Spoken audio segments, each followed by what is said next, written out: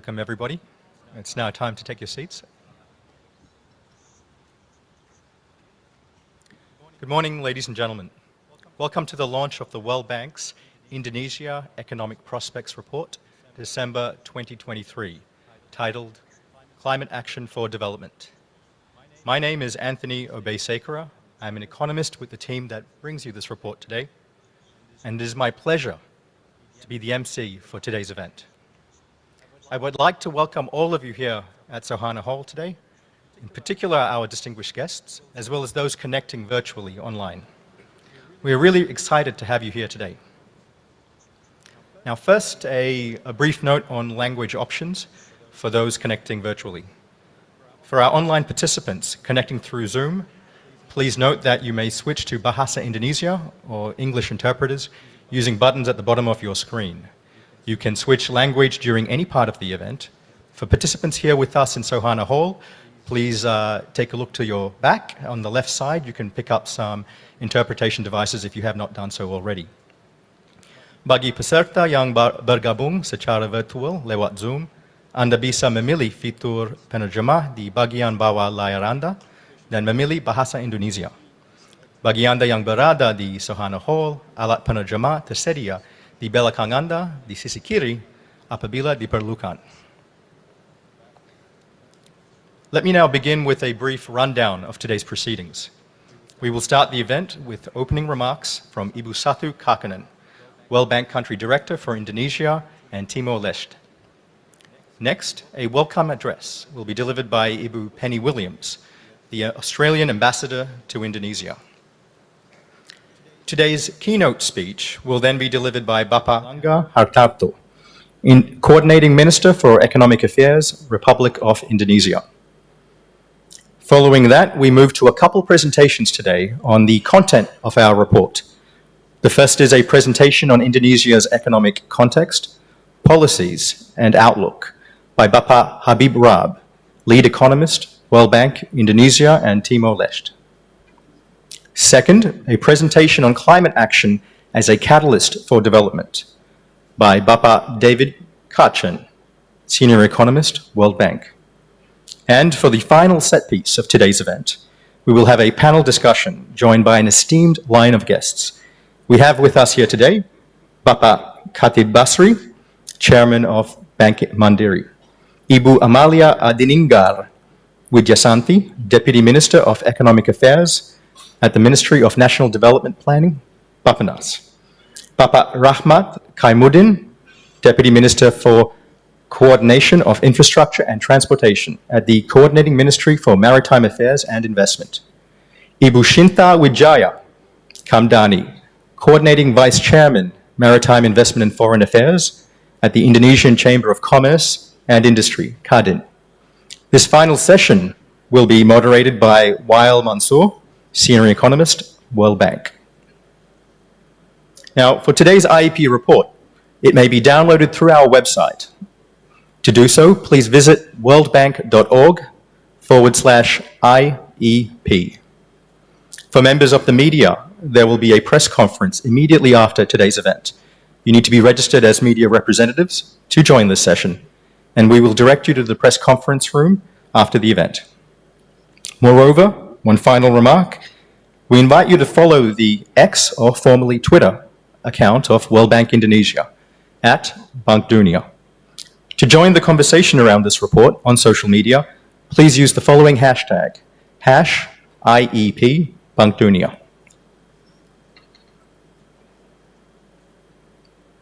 So then, ladies and gentlemen, proceedings will now commence with opening remarks from Ibu Satu Kahkonen, World Bank Country Director for Indonesia and Timor-Leste. Ibu Satu, the stage is yours.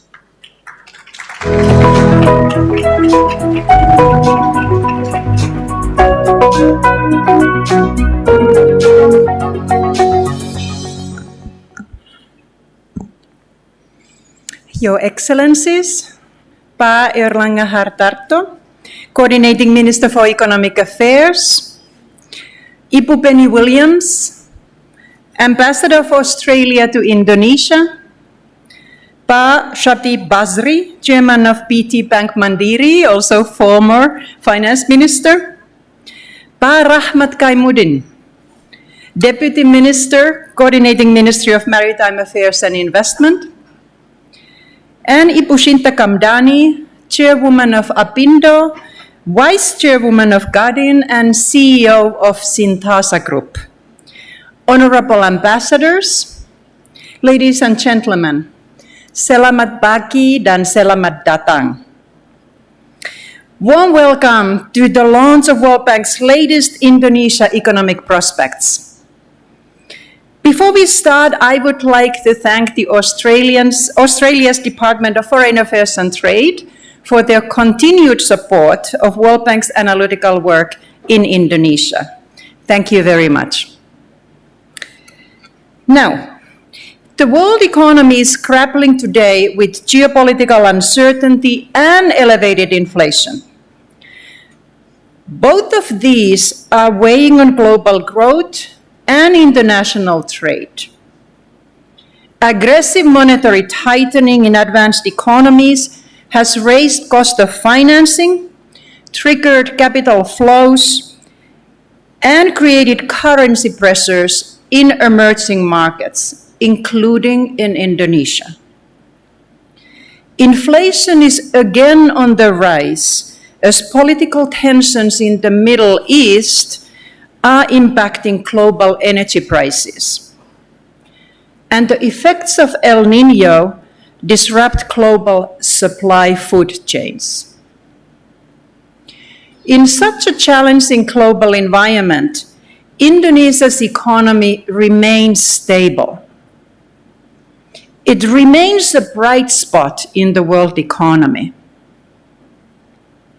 GDP growth has been supported by rebounding private consumption, which has in turn boosted services, in particular transport, communications, and tourism. Current account and budget deficits are small, public debt low, foreign exchange reserves adequate, and external financing is stable. These, together with steady growth performance, constitute robust macroeconomic buffers for Indonesia against any shocks.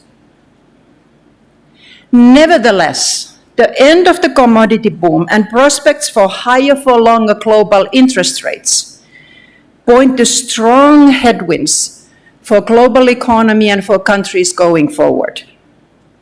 These could limit the space for fiscal and monetary policy to support economic growth, even in Indonesia. In this context, the challenge for Indonesia is to build on its strong macroeconomic foundations to deliver faster, greener, and inclusive economic growth. The kind of growth that would help Indonesia achieve its goal of becoming a high-income country by 2045. That is the goal that we on the World Bank side are very much supporting and would like to see happening. But such growth doesn't happen on its own. It requires determined and sustained reforms and efforts. In particular, it requires structural reforms that boost growth by removing bottlenecks to functioning of markets, and bottlenecks to create more and better jobs. And this is now more important than ever. And in this context, I would like to leave with you with 3 key sets of reforms to boost Indonesia's growth so that reaching the high-income status by 2045 becomes a reality. The first set of reforms covers things that address structural bottlenecks that constrain efficiency, competitiveness, and productivity growth.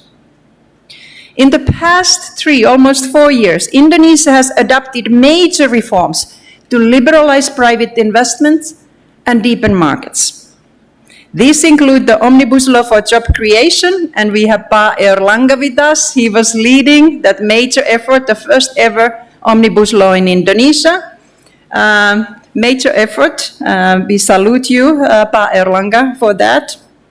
But it also includes the tax harmonization law, the financial sector omnibus law, and the health sector omnibus law that was adopted last summer. These all omnibus laws and laws were significant steps forward, and we commend the government of Indonesia for taking those steps. But to reap their full intended benefits, it is now important to ensure their full and rapid implementation and supplement them with complementary reforms to promote Indonesia's competitiveness. This includes addressing remaining trade barriers and remaining barriers to investment. And that brings me to my second set of reforms that I would like to highlight. And that is structural reforms that could increase macro policy space. Fiscal policy in Indonesia has so far successfully helped absorb shocks through expansion of social safety nets, through targeted support programs and subsidies. However, tax revenues are still low.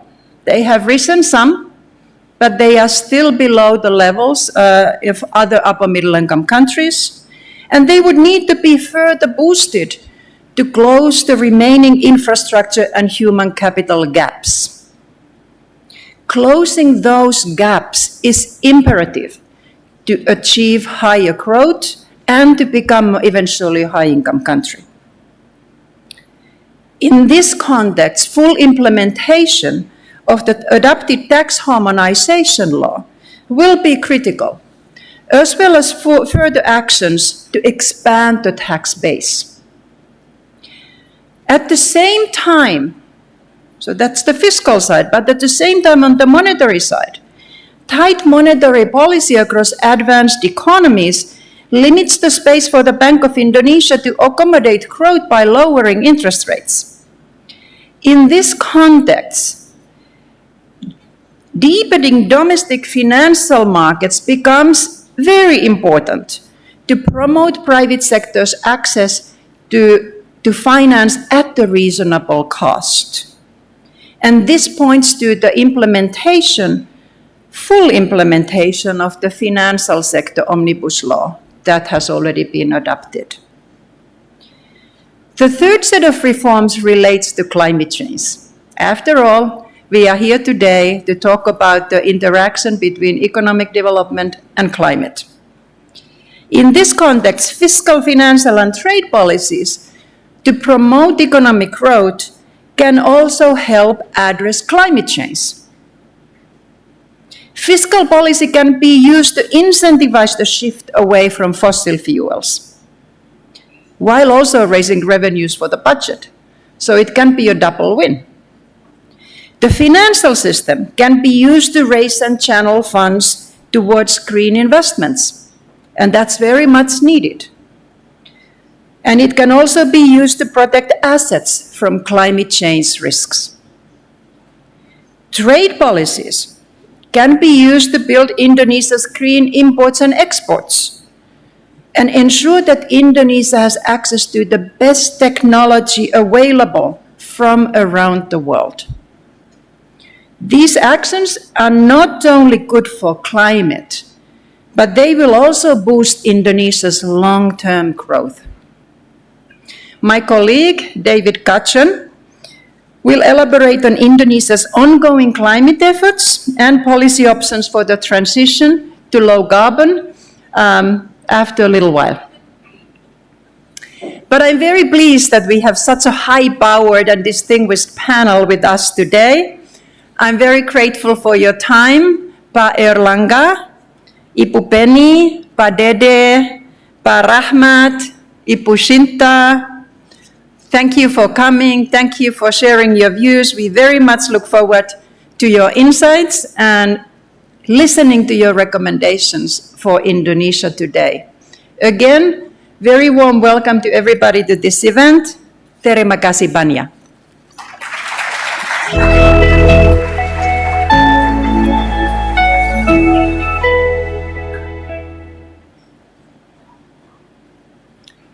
Thank you, Ibu Satu, for your opening remarks. Esteemed guests, we will now continue with a welcome address from Ibu Penny Williams, the Australian Ambassador to Indonesia. Good morning, Ibu Penny. The stage is yours.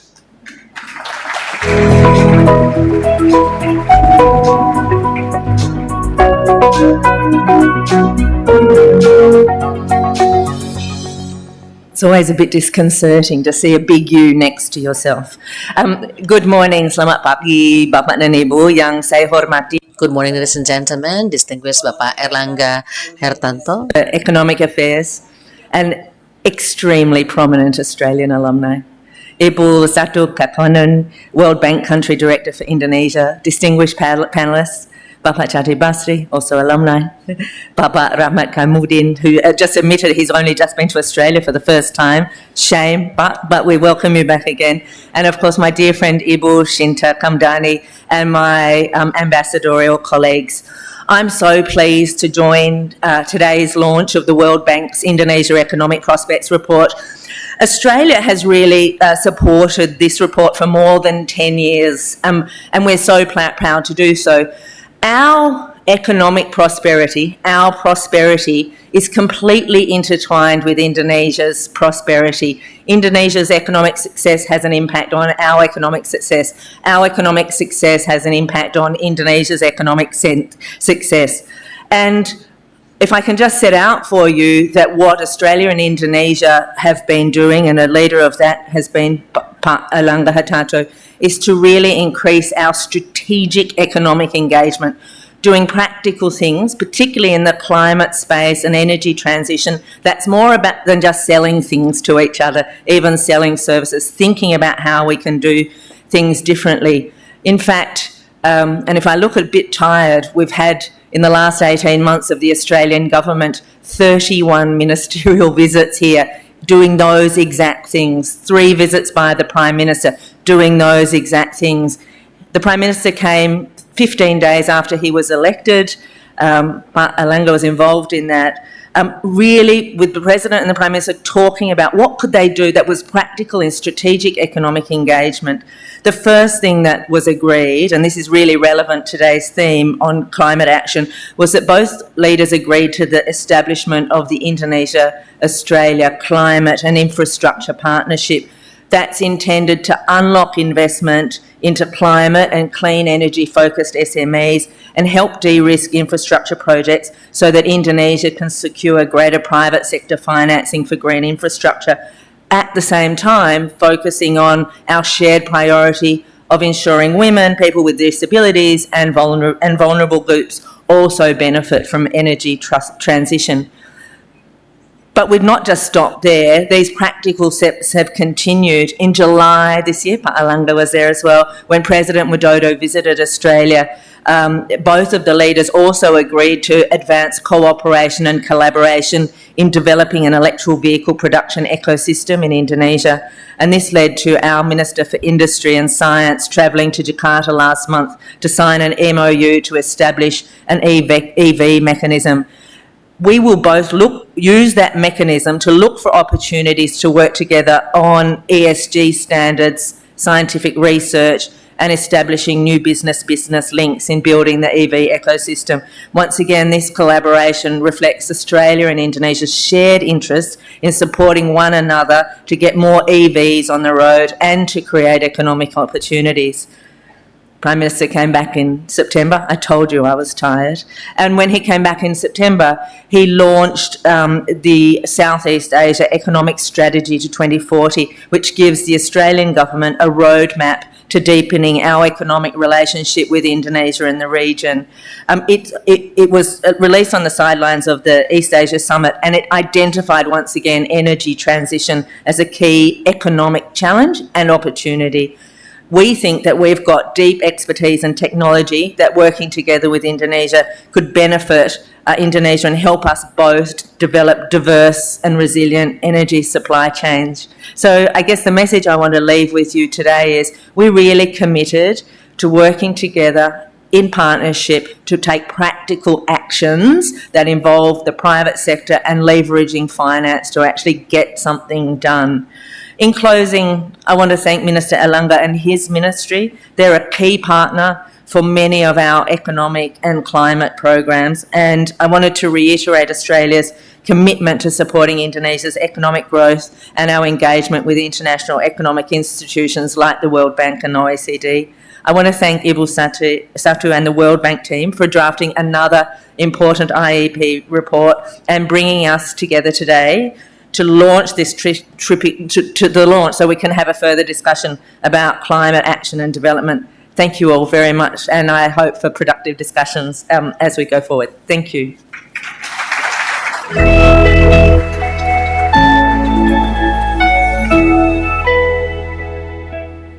Thank you, Ibu Penny Williams, for joining us and for your welcome address. Now, for a brief reminder for those online, connecting through Zoom, please note that you may switch to Bahasa Indonesia or English interpretation using the buttons at the bottom of your screen.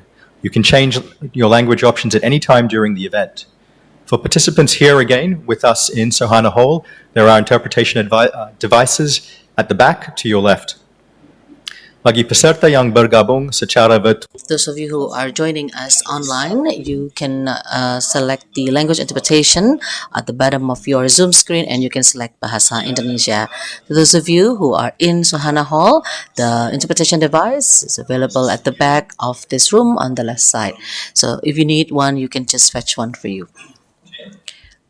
Our next session is the keynote speech by Bapak Airlangga Hartarto, Coordinating Minister for Economic Affairs, Republic of Indonesia. Good morning, Bapak. The stage is yours. Thank you. Good morning. Assalamualaikum warahmatullahi wabarakatuh. Excellency Ibu Satu Kahkonen, World Bank Country Director for Indonesia and Timor-Leste. She's my alumni as well from Wharton. Then Ibu Penny Williams, Australian Ambassador for Indonesia. And Pak Hatip Basri, he's also my buddy from high school, from Canisius. And Excellencies, ada Pak Rahmat sini, ada Pak Ferry, ada Ambassador of Singapore. We have Pak Ferry. If it is last night debate, I think I agree with Ibu Penny and Ibu Satu Kahkonen on the recommendation on Indonesia. It is an honor to address you today in this remarkable occasion. I congratulate World Bank for the launching of Indonesia Economic Prospect Report December 2023 edition, with climate action for development as a central theme. The theme aligns with our commitment to promote strong, socially inclusive and environmentally sustainable economic growth. We are grateful for the policy discussion highlighted in the report, which are valuable to our effort to transform the economy and continue the structural reform. As we all know, Indonesia economy has grown well and has recovered relatively stronger from the pandemic and unfavorable global cascade challenge. The growth has supported by robust household consumption. In Q3 is around 5% year on year, and investment 5.77 year on year, as well as the trade performance. We are also see double-digit growth in transportations, 14.7% in Q3, and tourism-related sectors, 10.9%. Tourism and transportation is the latest recovery from the COVID pandemic, and I think the transportation costs still not coming back to the previous level, still quite high. That's why one of our cost push inflation is from transportation. We have no choice because we are an archipelago, and airfare is very high, and the impact of the fuel, aviation fuel, still contribute the highest number for the transportation costs.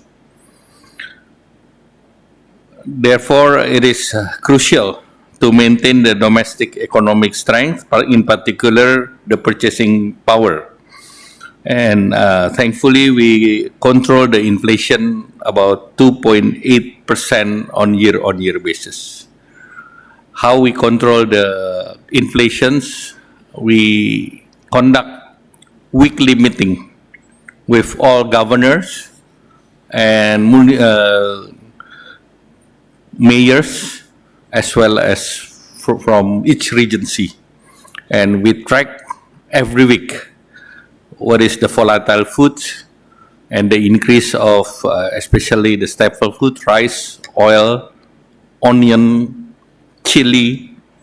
So, and we ask every region to contribute their budget, at least they support the transportation, to move from one place that is the source of horticultures to other area.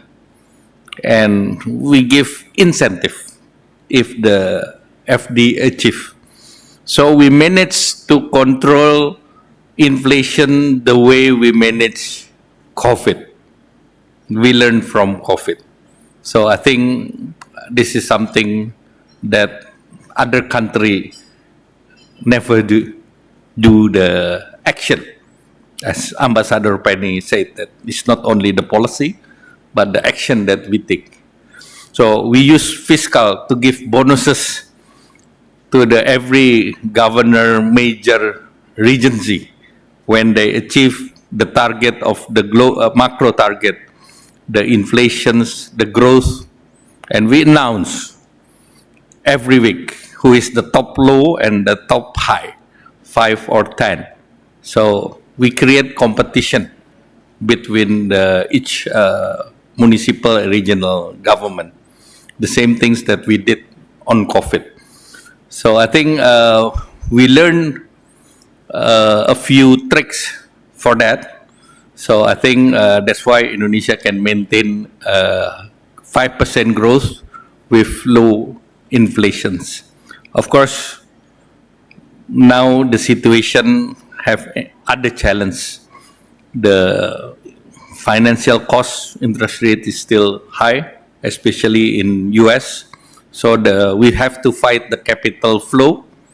And one of the policy that we just launched is that the need to put the foreign exchange in the domestic banks in Indonesia for 30% of their export. I think this is one of the policy that we would like to stabilize the currency exchange. So as well as we know that with the high interest rate regime, then the cost of borrowing also increase, and we see that other country can provide a better time deposit in US dollar than Indonesia. So it push more for US dollar capital flight. That's happening. So I think that's the challenge that we have. To boost domestic demand, we understand that we cannot avoid the headwind in our domestic economic performance. And to maintain the growth and mitigate all the challenge, the government primary strategy are increasing the household consumption, encouraging the investment, as well as accelerating export. The national regional inflation, we implemented the sound policy mix, and we also issued the presidential decree regarding the task force of increasing the national exports. And one way is, as Ibu Satu said, that we need to reduce the trade barrier.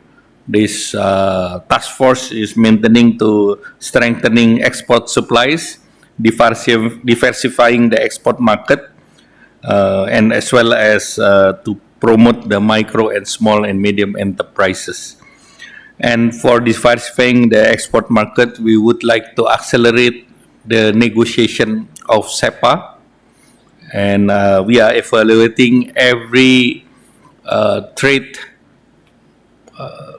facilitation, including also we are evaluating for the TPCPP. So we see that with TPCPP we can open the South American market as well as the Canadian market. So I think any market that we can penetrate with lower tariff, we would like to penetrate. And I think, thank you that we have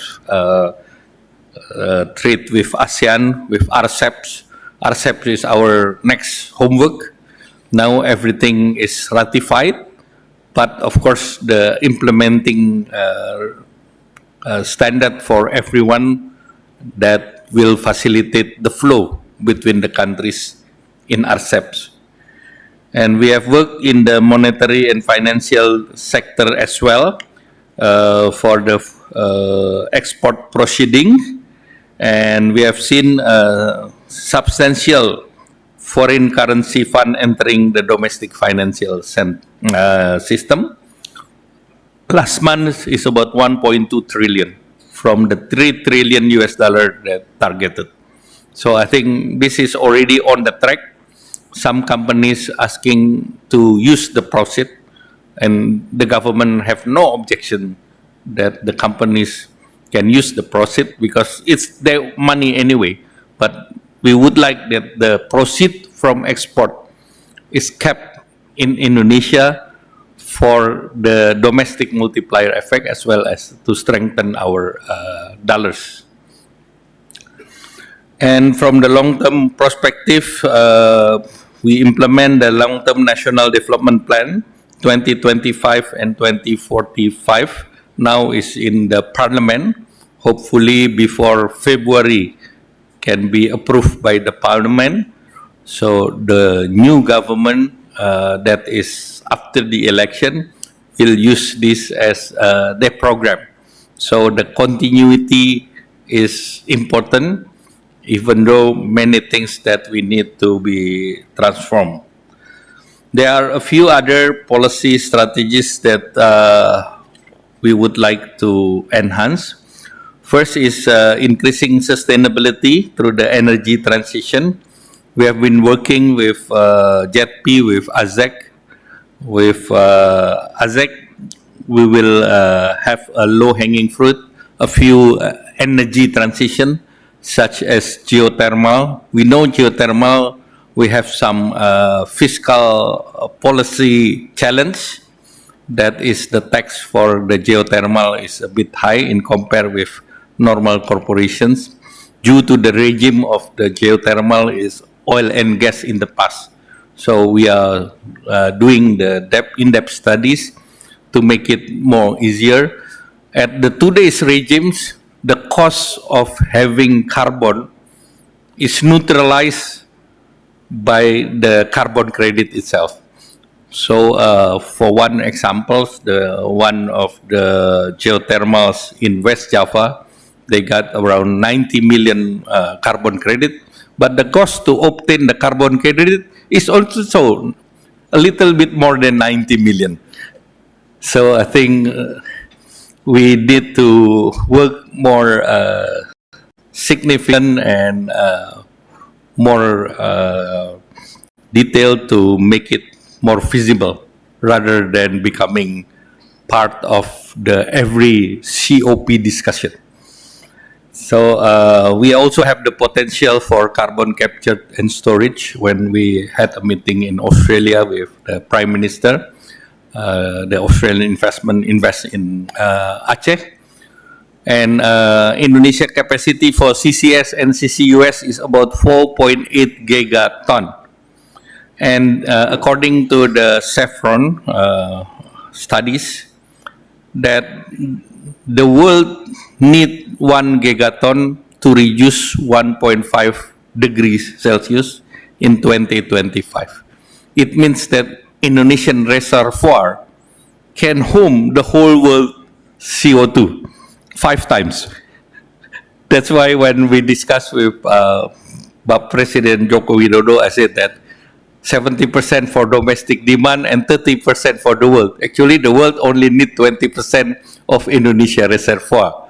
So I think that's in theory, and the potential investment, if we can home all, is about 129 billion. So the cost, it's range between $30 to $50.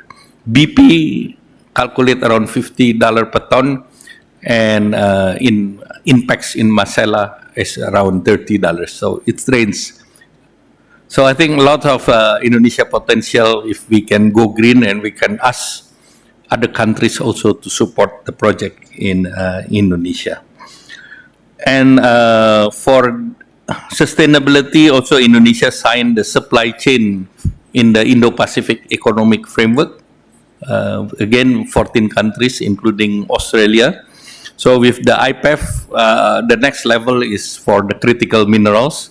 We work together with Australia and Canada to make the US more open for this, since they are also more domestically restrained through the IRA, Inflation Reduction Act, which 40% of the batteries of EV ecosystem has to be made in USA.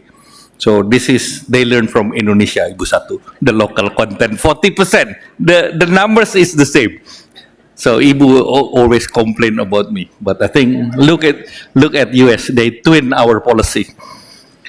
And second, productivity through digital innovation. ASEAN launched under Indonesian leadership the DEFA, Digital Economic Framework Agreement, which is actually, if it is business as usual, the demand for the digital is about 1 trillion in 2030. But with digitalization of economic in ASEAN, it can increase into 2 trillion. And for Indonesia, it's about 40%, it's 600 to 800 billion. So a huge opportunities. Of course, the key will be the human resource. Indonesia need 9 million human resource to fuel this. And for this, we need 500,000 students in digitals. And we already invite, thanks to Monash University, against Ibu Penny. Monash University do the postgraduate in digitals, but also our office invite King College from London, that they will operate in Malang, in Singasari. Next year will be the first 75 students study in King College, Malang. And the target will be 300. So I think this is what the example of what the government do in the digital sectors. And of course, we bet on our growth will be from digital sectors, the next fields. And the next field for digitals, also the semiconductor, because semiconductor is the downstream of this digitalization. For instance, in India, one of the companies, Apple, they invest for Apple 20 billions, but the software is most than 10 times, 250 billion. So I think this is something that Indonesia would like to follow the path as well. The third is structural reform, including the infrastructure projects and connectivity. We have laid cable in the last 5 years, 12,000 kilometers. 12,000 kilometers is, the whole world is 12,000 kilometers. We have 17,000 islands, so we connected. And we are one of the first that implement the low Earth orbit satellite. That is, the orbit is lower, the cost is lower, and I think we implement in East Kalimantan, and connectivity is a key. So part of that is for economic digitalization. And Indonesia also already sent a letter to OECD to become a member, and thank you for support from Australia and also Singapore.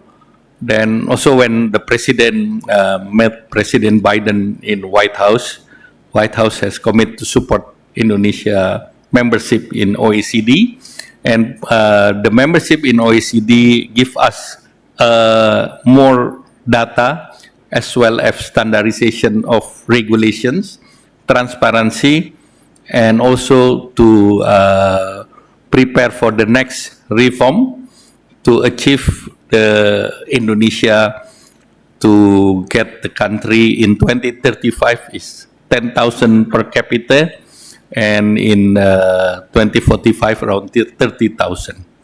So that's a lot of reform that we need to do, and we need a peer review to path the way to achieve that. And we don't want to be trapped in middle income trap, but through these various steps, we will ensure that we have our friend together, and Indonesia will become the first ASEAN country in OECD, and OECD with the Indonesian endorsement will become more inclusive than exclusive. So I think it will be covered both ways. So to sum, the government has taken significant strategic policy and transformed the economy. And based on the today index perception, people are more or less happy with the economic performance, but worried with, as in every election, the job opportunities will become the key issues. So job creation is always becoming an issue in the public, and job creation will be always the government priority.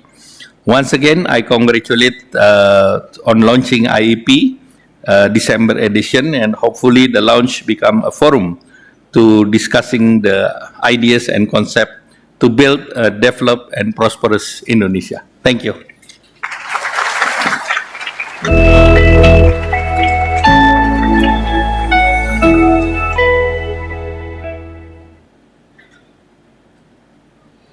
Thank you very much, Bapak Airlangga Hartarto, for your remarks and insights.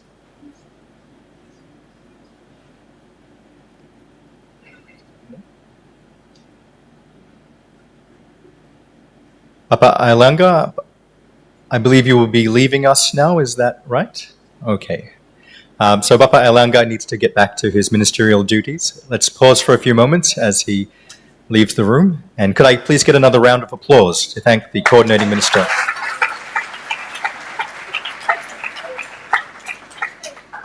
My apologies, slight correction, he will be staying a bit longer. But thank you to Penny Williams. Okay, so before we continue, I would like to invite our audience once more to join the conversation in social media.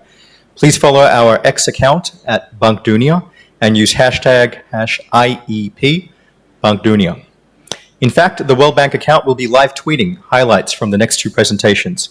Please take a look, like, and share. Ladies and gentlemen, next on our agenda, we have a presentation on Indonesia's economic context, policies, and outlook by Bapak Habib Rab, lead economist, World Bank Indonesia and Timor-Leste. I'd like to invite Bapak Habib to the stage. Selamat pagi, Assalamualaikum warahmatullahi wabarakatuh. Excellency Pak Airlangga, I didn't know you would be here. Maybe I should change some of the messages in the presentation. Ibu Satu and of course our very distinguished panelists, it's a really great honor to be here to present this latest edition of the Indonesia Economic Prospects on behalf of a very large team that was led by our senior country economist, Pa Wael Mansoor, and our country economist, Pa Antonio Bisikere. So I will divide the presentation into three parts. The first will cover the economic context or our understanding of recent economic developments, and then the authorities' policy response to that context, and finally the economic outlook. But if there is a headline message I wanted to leave you with, that is that Indonesia, on the one hand, has sustained quite strong domestic demand, and which has been supported by consistent and prudent macroeconomic policies. This is on the one hand. On the other, a structural shift in long-term growth is challenged by scarring and a more volatile external environment, which is not particular to Indonesia, but I will focus on that a little bit during the presentation. So what does this headline message actually mean? The first is that Indonesia, along with most other major economies in the region, have recovered from a succession of major economic shocks since 2020. So what the first chart illustrates is that Indonesia's GDP in 2023 is estimated to be 12% greater than what it was in 2019. So, and this is, of course, thanks to many of the points that His Excellency Parmentri mentioned, which is that over 7 consecutive quarters, the economy has been growing by 5% or more. And in 2023, Indonesia actually became an upper middle income economy after more than 30 years as a lower middle income economy. So Indonesia actually graduated from lower middle income country status somewhat more quickly than other major middle income economies such as Brazil or Mexico or the Philippines or even Turkey. Now, the next step, of course, is whether or how quickly Indonesia will graduate out of the upper middle income country status to become high income country by the targeted date of 2045. And this is where the second chart, which is the chart on the right hand side, becomes a little bit more relevant. And what this chart illustrates is that though the cyclical recovery, the cyclical growth in Indonesia has been strong and robust, there is a structural gap between where Indonesia would have been if there were no major shocks. So the red line is the trend from the pre-pandemic level, and the blue line is the actual growth rate. And that gap is around 7%. Now, this is not surprising. This is part of scarring effects. It's part of some of the loss in investment, loss in human capital that we discussed during the last Indonesia economic prospects. But the main issue that I would like to highlight is how to close that structural gaps through a lot of the reforms that the government has already started and is underway. And I raise this point also because it's important to see what is happening in the labor market as a result of some of this scarring.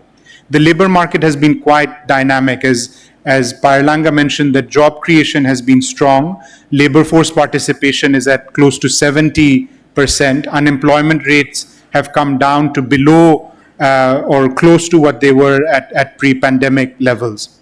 But the challenge has been on the creation of what we call middle-class jobs, or jobs that pay middle-class wages and provide greater economic security. That share has declined somewhat because of some of these scarring effects. And this is, again, I should repeat, not surprising. I mean, think of your GDP milestones as walking up a mountain.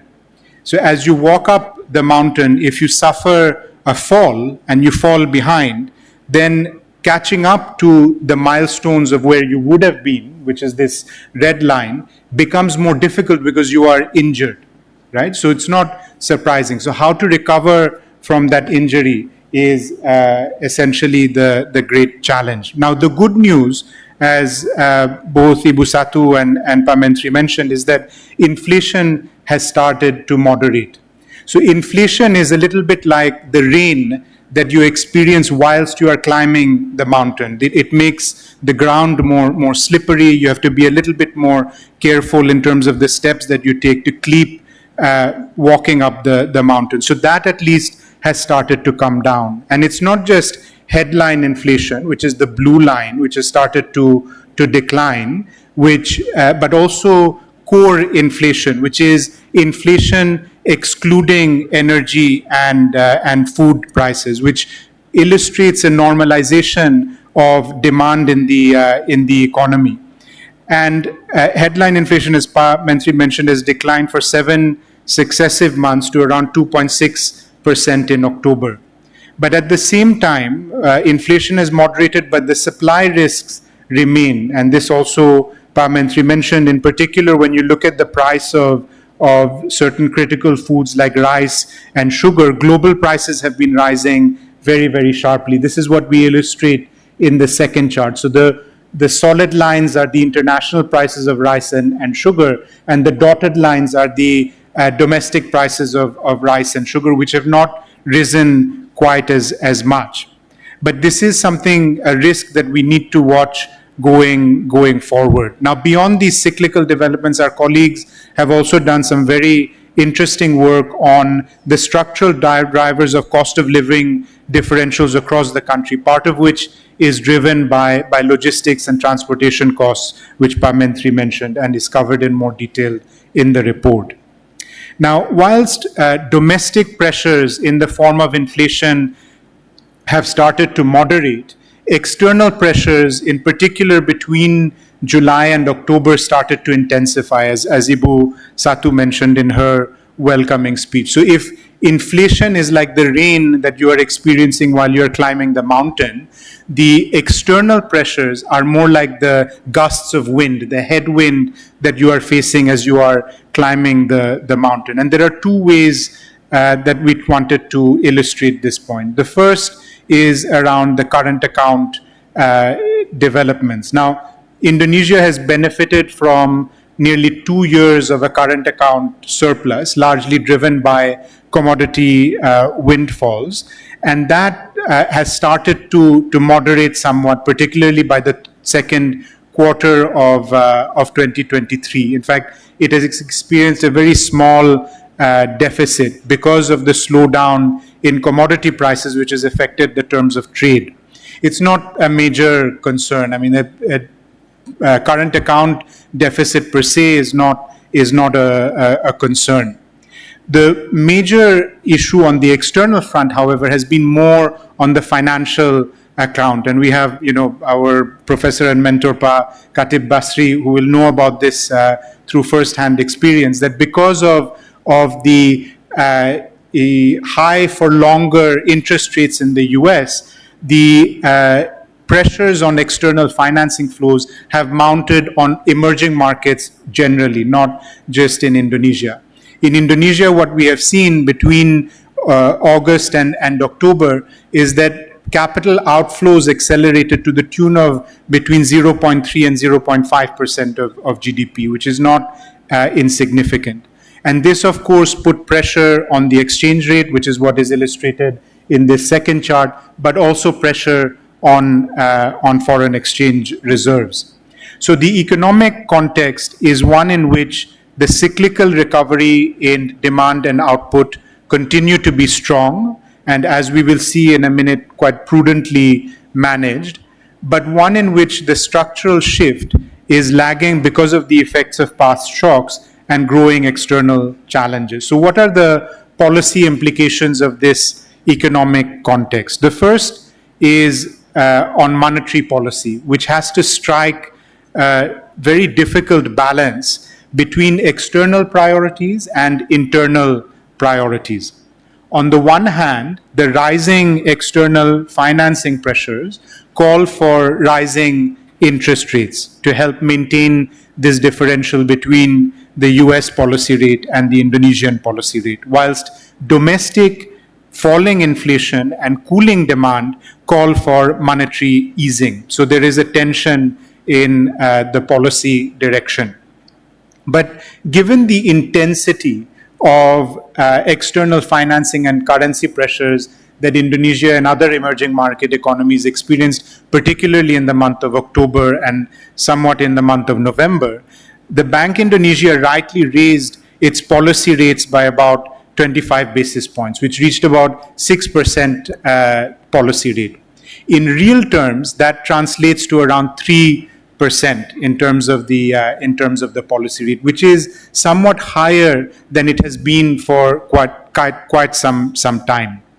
Now, the challenge with this is how this affects, this increase in the policy rate and the real policy rate affects lending rates through the monetary transmission mechanism, and how that increase in the lending rate affects credit volumes. At a time when demand remains high, you don't want to suppress your supply side capacity by restricting financing.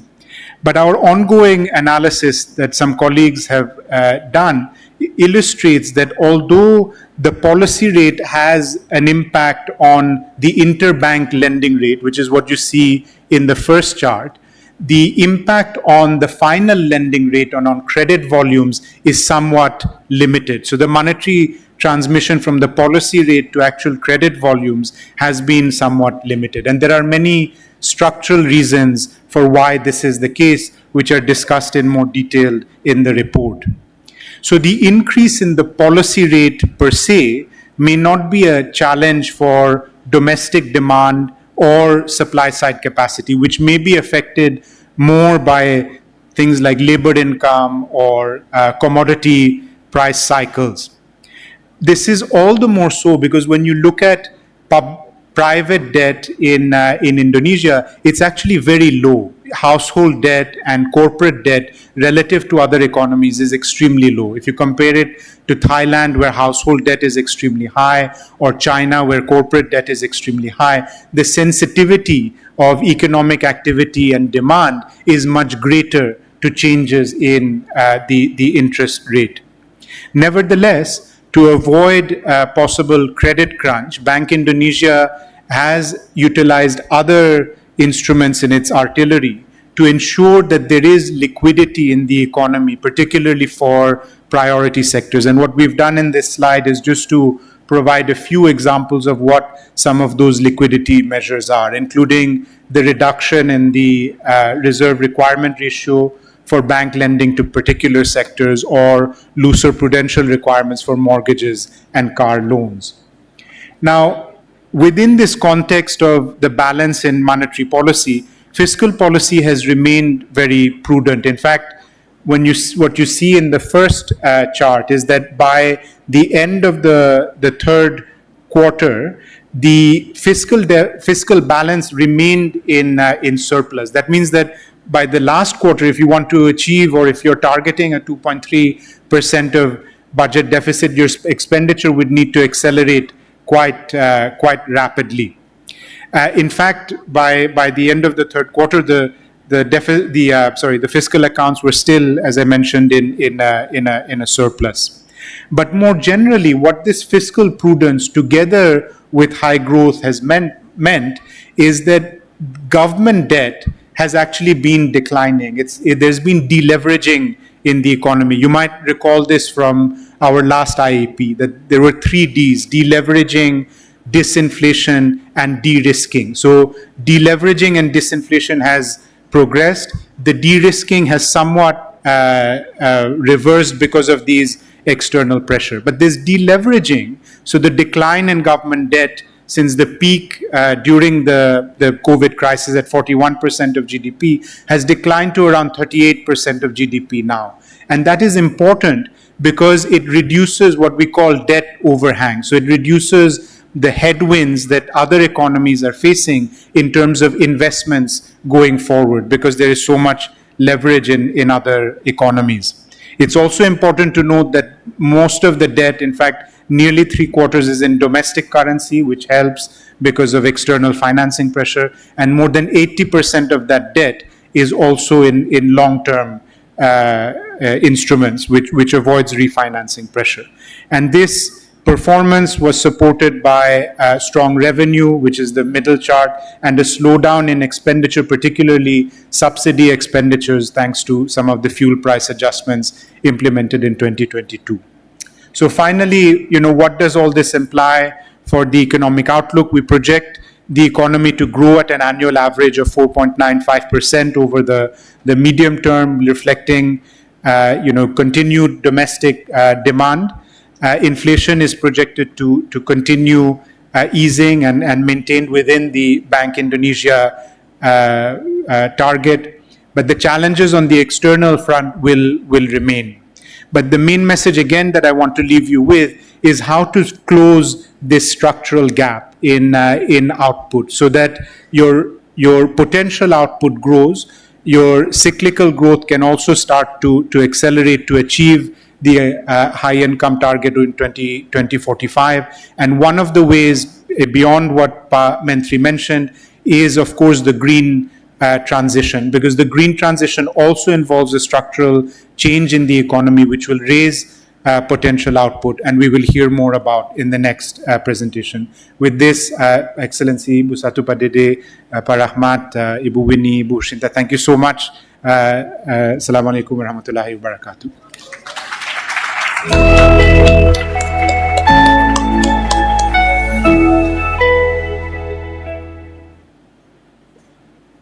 Thank you very much, Bapak Habib, for that engaging presentation. It seems that Bapak Airlangga is leaving us now. Let's give him a few moments.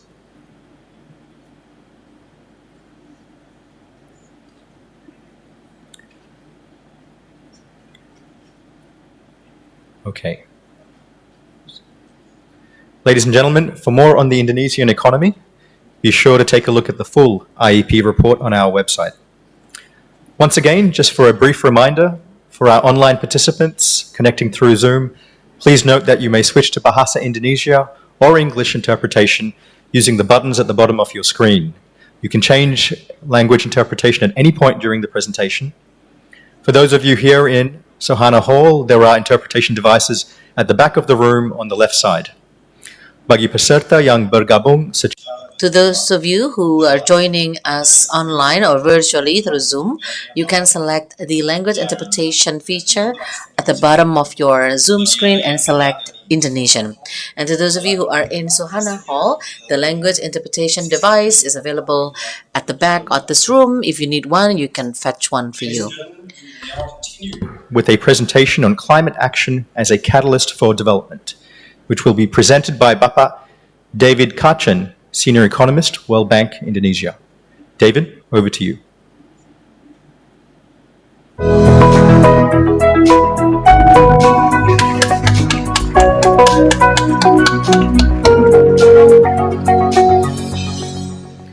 Distinguished guests, panelists, Ibu dan Bapak sekalian, selamat pagi.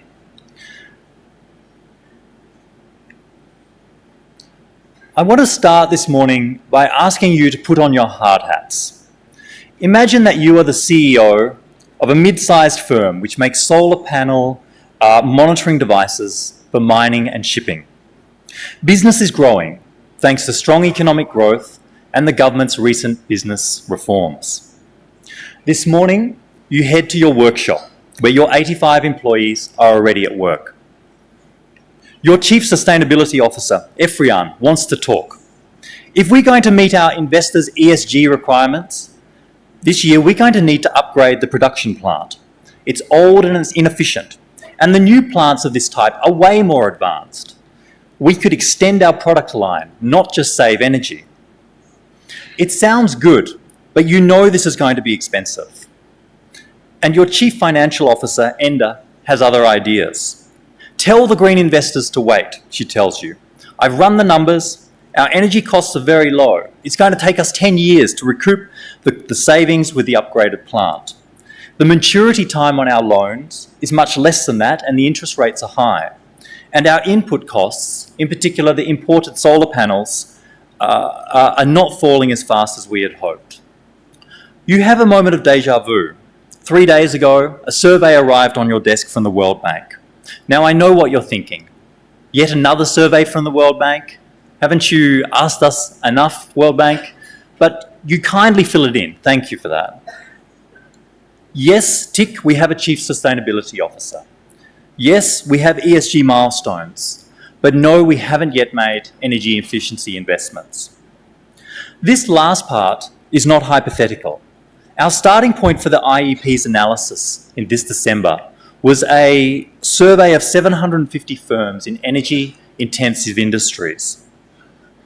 The point of this survey was to gather information about the enablers of and the impediments to green practices by firms, which we see as a key part of climate action. So we're going to come back to our solar CEO and our questionnaire in just a moment. But first, I want to propose to you 4 questions that the IEP tries to answer in turn. The first of those questions is, what is the trajectory of Indonesia's climate transition? The second is, how is the government responding both to the challenges and the opportunities? Thirdly, how could enablers help these efforts? And you'll hear me say that word quite a bit. Enablers in terms of the fiscal policy settings, the financial sector policy settings, and trade policy settings. And then finally, what would it mean for economic growth to be addressing these issues? So let me start with that first question. What is the trajectory of Indonesia's climate transition? And as we all know, over the past 25 years, Indonesia has made great strides forward in terms of development. Electrification, for instance, has gone from 2/3 to almost universal electrification, is just one example. And emissions have risen along with economic growth, and they have done so in line with Indonesia's stage of development. And when we look at Indonesia in the context of other major emerging economies, we see that per capita emissions are about on par with those economies, and we see per capita emissions that are lower than most of the industrialized economies. There are also some signs of relative decoupling. Decoupling is that separation between the trajectory of GDP growth along with the trajectory of emissions growth. And I put this slide up because it's really the essence of the low carbon transition. And we can see that Indonesia's emissions have moved away from its GDP curve. That's the separation there between that blue line and that orange line. And we see this is also happening in a lot of countries. We see it in the context of China, which is showing a somewhat larger separation between those two curves, and also in India, just for 2 examples, which is showing a narrower separation between those curves, which is reflecting the status of development in those countries. Of course, that relatively decoupling is not a low-carbon transition in itself. It needs to move from relative decoupling to absolute decoupling, where those lines move in different directions, but clearly it's an important and good start. But the transition is not just about emissions. It's also about risks and resilience to shocks. In the case of Indonesia, some of those shocks are increasing, and the figure you see here shows the more than 300 natural disasters which have happened over the time period over the last 3 decades. This is clearly a rising trend, and it's a trend which is expected to continue and it's going to do so irrespective of Indonesia's emissions and, in fact, the emissions of any particular one country. There are also risks of the low-carbon transition itself. And Indonesia has an above-average exposure in terms of both its bank loans and in terms of its equity portfolio to transition-sensitive sectors. Transition-sensitive sectors are those ones which we consider affected by policies, low-carbon policies, as well as potentially impacted by changes in trade regimes, as well as market demand, and those natural disasters and physical risks. So that's the status of the transition in a nutshell. Let's move on now to that second question. How is the government responding to the challenge? And as most of you will know, the government has major commitments towards the low-carbon transition, and that's embodied by the NDC target of a reduction in emissions between 32% and 43% against business-as-usual projections. And that is significant. We can see what that looks like in this figure here, where that second bar is showing the business-as-usual projected emissions, and then the bars on the right are showing that unconditional target and that conditional target, the decrease in emissions that Indonesia is striving to achieve by 2030.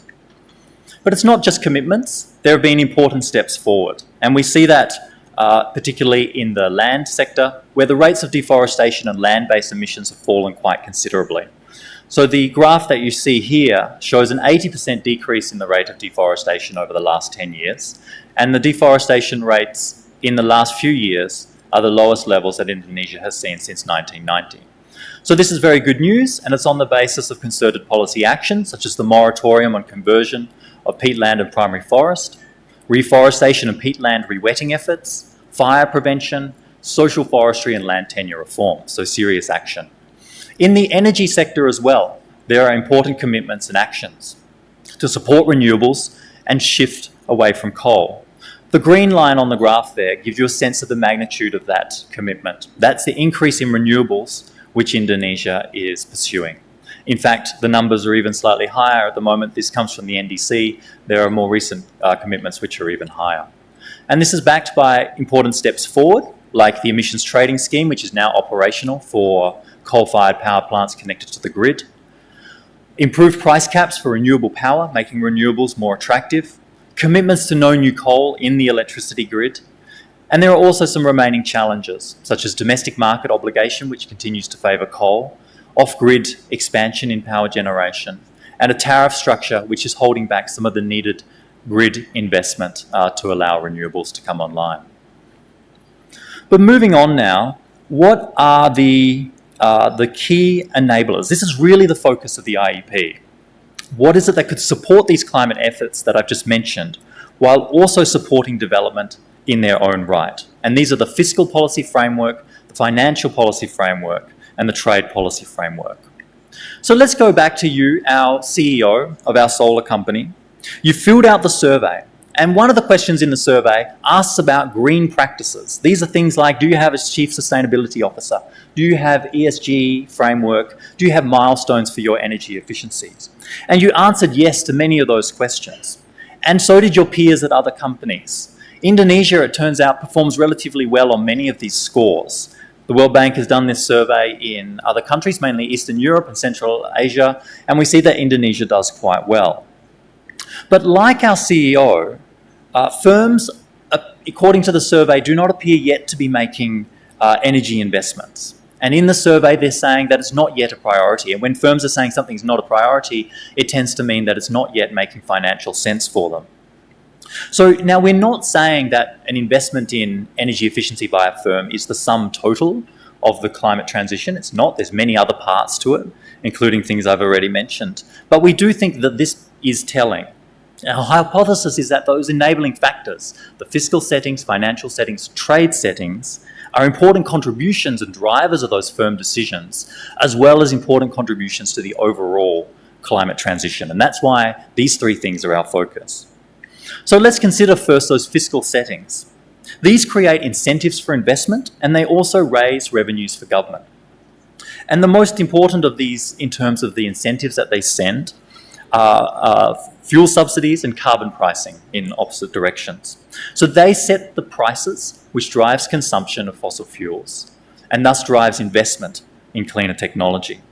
So Indonesia has done quite a bit in this area, and you can see that on the graph on the left. That decreasing green line is the reduction in total fuel support, total tax revenue support for fossil fuels, and we see that it decreased significantly, particularly reforms in 2015 and 2017, but also more recently.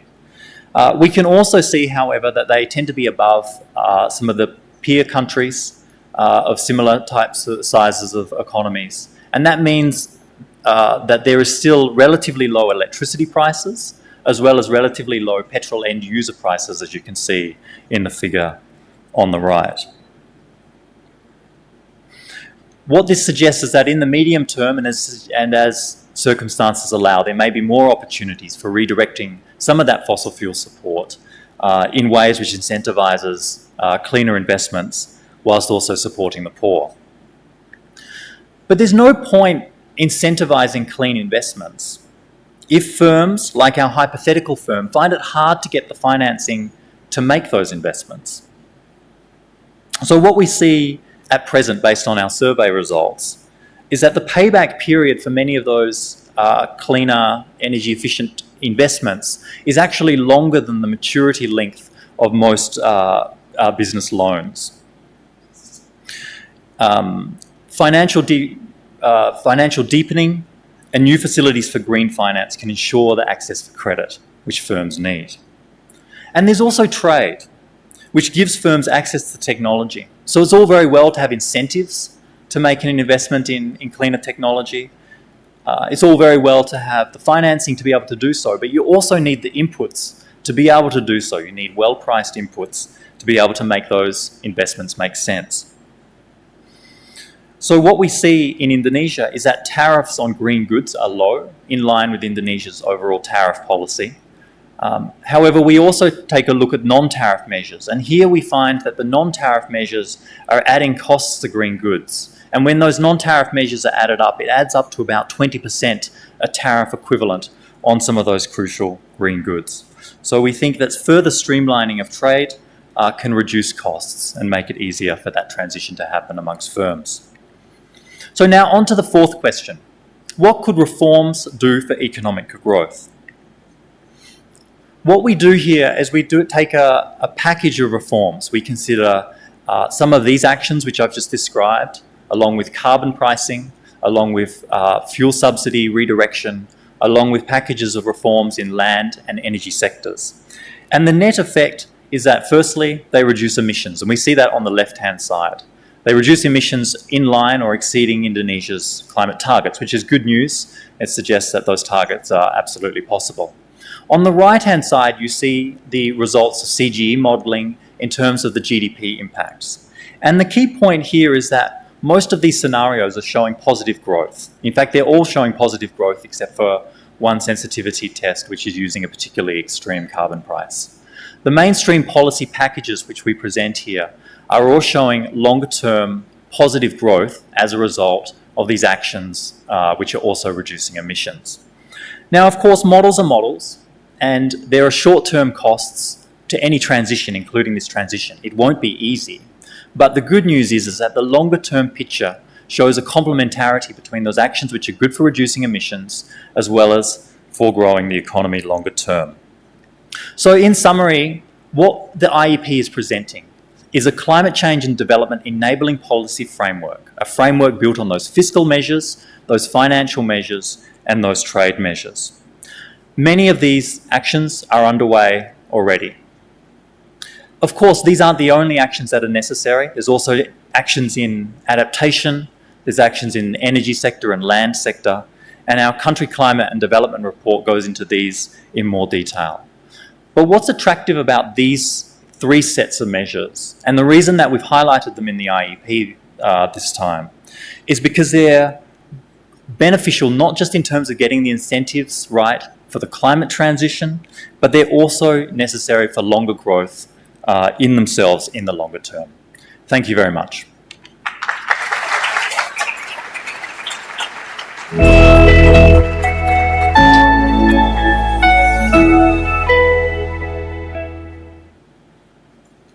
Thank you very much, Bapak David, for the presentation on climate action as a catalyst for development. A key takeaway for me is that climate action and economic development go hand in hand. And a country's climate achievements can be critically supported by core structural reforms that make sense and are good practice for long-run economic development.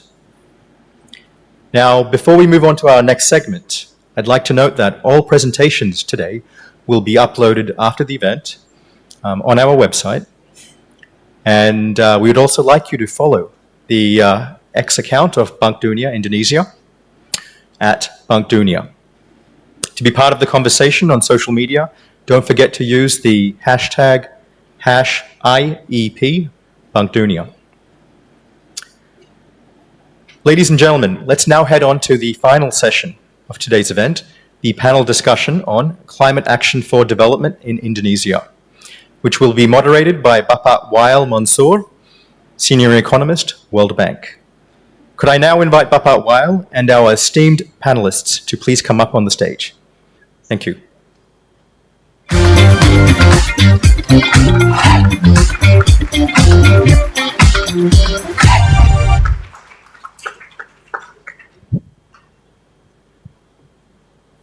Thank you very much. I invite the dear speakers.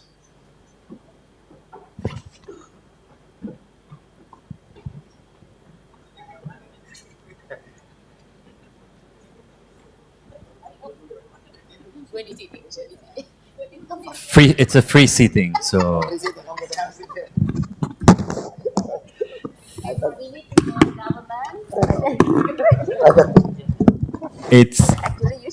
Thank you very much really for attending. This is usually my favorite part of the event because we really have one of the best panels that we could put together to talk about the issue through practitioners, through policy makers that could push the agenda further. So thank you very much for coming. Let me introduce, although they don't need introduction, but I guess we'll have to do that. And one thing before I do the introduction is that when they send their bios, it was very hard to depict which ones to talk about. So apologies if I missed any of your achievements while I read your biography. So we have with us Dr. Muhammad Shatib Basri, a former Minister of Finance of Indonesia and former chairman of the Indonesian Investment Coordinating Board. He currently serves as the co-chair of the Pandemic Fund hosted by the World Bank. Dr. Basri is a chairman of Bank Mandiri and chairman of XL Axiata. He is also a member of numerous international advisory council, including the World Bank Advisory Council on Gender and Development, the independent high-level group expert on climate finance for COP27 and 28, Center for Applied Macroeconomic Analysis, and the Australian National University. Dr. Basri is a distinguished scholar who has taught in multiple universities, including Harvard, National University of Singapore, and University of Indonesia. He is the author of a number of papers in international journals and actively writes for various leading newspapers and magazines in Indonesia. So welcome, Dr. Basri. Our second panelist is Dr. Amalia Adingar Widyasanti, Ibu Winnie, who currently serves as the Deputy Minister for Economic Affairs at the Ministry of National Development Planning at the Republic of Indonesia, Bappenas. She has a distinguished career spanning 25 years in the public sector. She has consistently demonstrated commitment to advancing economic growth, sustainable development, financial inclusion, and investment. Prior to assuming her role, Dr. Amalia held several key leadership roles, including the team leader for the preparation of the Indonesia Long-Term Development Plan 2025-2045, and was previously appointed as the head of Indonesia's National Secretariat of SDGs. Our third panelist is Parahmat Kaimuddin. He's the Deputy of Coordinating Minister of Maritime Affairs and Investment in Infrastructure and Transportation. In his role, he leads coordination in the infrastructure and transportation initiative of the government with a variety of stakeholders. Other projects of his also span from energy transition to foreign investment opportunities into Indonesia and digitalization project. Parahmat is also a senior executive. In his 20 years experience, he has taken senior executive role in a range of industry, such as private equity, aviation services, cement producer, and banking services. Most recently, as the CEO, he led the fundraiser for Indonesia's very own e-commerce Bukalapak to the largest IPO of the country to date. Welcome, Parahmat, to the panel. And our fourth panelist is Ibu Shinta Wijaya Kamdani, who's the owner and CEO of the Sintesa Group, a very famous Indonesian group with 16 subsidiaries operating in property, energy, industrial products, and consumer products. Ibu Shinta is also the chairwoman of APINDO, coordinating vice chairwoman for maritime investment and foreign affairs at Kadin, regional coordinator and executive board member of the International Chamber of Commerce, and the founder of Indonesia Business Council for Sustainable Development, among many other positions she holds. Ibu Shinta's extensive role in advancing sustainable investment has led to her selection as one of the 30 global corporate leaders who are members of the UN's Global Investment for Sustainable Development Alliance. Welcome, Ibu Shinta. So as you see, it's a very high-powered panel, and I really look forward for the discussion. I'll start first with Padede. So you've heard the two presentations. You've looked. The bank talked a lot about the economic growth, the outlook for Indonesia. You've talked about resilient growth that has been successful in eliminating extreme poverty, pushing the country forward. First of all, do you share this outlook, this economic outlook for the country? How do you see the next phase of growth? And is there really a possibility to decouple growth from greenhouse emissions? Thank you very much. Of course, first of all, I don't dare to disagree with my good friend Habib for his excellent presentation. So I would say that definitely I share his view, the World Bank report. And I think if you look at from the comparative perspective, let me put this way. I call Indonesia is one of the least unattractive countries in the world. Not because we are doing great, but because the other part of the world are in trouble. So 5%, if you make a comparison, we are doing great. But I would say, as presented by Habib, this is not enough because there is a gap about 7%. Yeah. So that is why I believe that Ibu Winnie later on can touch this issue as well. So I think it is very important. The next question is how to boost the economic growth beyond 5%. If I see the World Bank projection for the next year will be around 4.9%, 24 and 2025. I think we need to strategize how to boost the economic growth to 6 to 7%. And the way I look at it, and I will link this issue related to your questions about how to boost the green growth. So bear with me, let me talk with the number. I think we are not very efficient today. Let me be frank and open with you. If you look at, if you use the average of the incremental capital output ratio 2016 to 2020, is about 6.8%.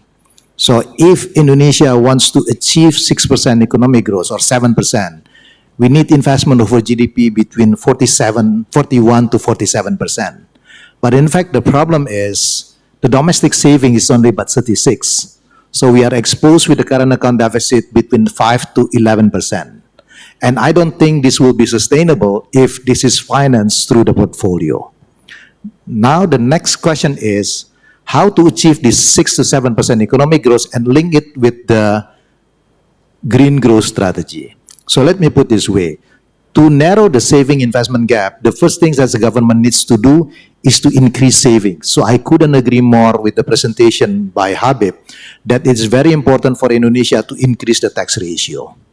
Yeah, so our tax ratio now is about 9 to 10%. So we definitely should increase this tax ratio through the administrative reform. I've wrote a paper on this, through to reduce the coverage of the tax exemption.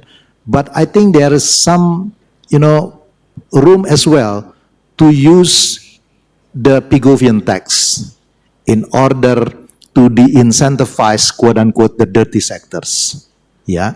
The second one, we also need to look at from the spending side, the quality spending. I heard I listened to the second presentation. I think the first thing that the government needs to do is to get the price right. If the government continue to subsidize the fossil fuel with the 40 cents to the dollar, will be very difficult to expect that the investment will go into renewable energy. So the way I look at it, if we want to go into the green investment, government definitely need to reduce the fuel subsidy. Yeah, and by doing that, you can save money somehow. You could increase the savings ratio to GDP. So this will address the second aspect about narrowing the gap between saving and investment gap. The second one, of course, if you want to boost the economic growth, you need to reduce the I-core by improving productivity. I'm talking about the importance of this improving the quality of human capital. We do have the LPDP, the Endowment Fund program for education, but this will take one generation. Can share with us will be very difficult because they scrutinize everything, especially related to the expense on the training. Yeah, and then if you want to productivity, you're talking about infrastructure definitely and governance. Last but not least, to link it with the green growth, with the saving investment gap, that's huge investment gap. If this is financed by the portfolio, there is a risk for us because every time the current account reaches more than 3%, the market will punish us unless this is financed through the FDI. So Indonesia cannot afford not to open to the foreign direct investment. And if you ask me what kind of foreign direct investment that we need, my answer is This should be in the green sector. Yeah, I don't mind to have this huge current account deficit if it is go to the green sector, because definitely one day, in the short period of time, we need to import more when we are not ready for this, our capital related to the green climate. My concern is every time the current account deficit reaches 3%, and there is the disincentive for the government to import on the green investment. This will prevent the economic growth towards what you call the, decouple, the decouple of this growth with this, the dirty sectors. So I think that to respond, sorry, I've been being too long. I think we can link this strategy of growth with the green growth strategy, while try to achieve this 6 to 7% economic growth. I hope I answered to your question. No, actually, and you've given us a very comprehensive answer, tackling taxation, tackling the role of the private sector and FDI, and we're going to be all discussing about those issues. But let me move to Ibu Winnie, because as Parahman said, Dede said, there's a role for the government to think about these long-term economic planning, and this is Bapina's role, and you're involved in these long-term program. So how does climate and growth feature in your development plan? Are some of the measures that we've talked about right now that Pape Dede mentioned, are there? Yeah, thank you very much, Pak Will, for moderating this very excellent panel session. And I would like to underline what is actually underlined by Pak Dede regarding to the importance of green growth for Indonesia in the future. Why is that? Because we already understand that if we ignore climate change and we do not do any adaptation or we do not do any climate actions, then we'll be having a social and economic losses to our economy. We are already identified that Indonesia could suffer economic losses up to 544 trillion during 2022-2024 because of the impact of climate change. So meaning that Indonesia need to do something immediately in the future. So in this regard, that Indonesia is really linking climate actions into our planning document. We really put it into our existing medium-term development planning because, in every development target we put also how fast that Indonesia can reduce the greenhouse gas emission in our development planning document, because Indonesia is actually an archipelagic country. So Indonesia is really vulnerable to climate change risk. So we need to do something in this regard. And if we see the sea level rise by, for example, 0.8 to 1.2 centimeter per year, and how about the life of our people, which is living in the coastal area? So I think that will be, again, I would like to underline, climate change will affect not only economic losses, but also social losses to our country. So in this regard, Indonesia, when we are putting now we are already have a final stage of Indonesian long-term development planning, which is 2025 to 2045. We call it Golden Indonesia 2045. Then in the vision of Indonesia 2045, we really put that Indonesia would like to be a sovereign, advanced, and sustainable archipelagic nation. So sustainability is the most important issue and important aspect in our vision towards 2045. So with that, to achieve such vision, then one of the Indonesian development target for 2045 is how can Indonesia reduce the greenhouse gas emission by 93.5%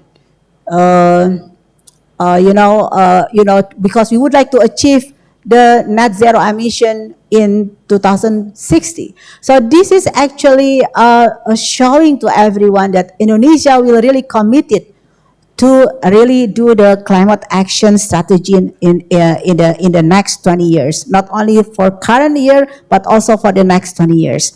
And probably if I could share as well what will be under our development planning document regarding to this related climate actions. One, when we are talking about agenda number 2, which is economic transformation, that we really emphasize the economic growth that will be pursued by Indonesia will be a high growth with more inclusive and more sustainable way. So it will be inclusive and sustainable economic growth in the future. That's true what Pak Dede mentioned, that 5% for Indonesia is good, but it's not enough.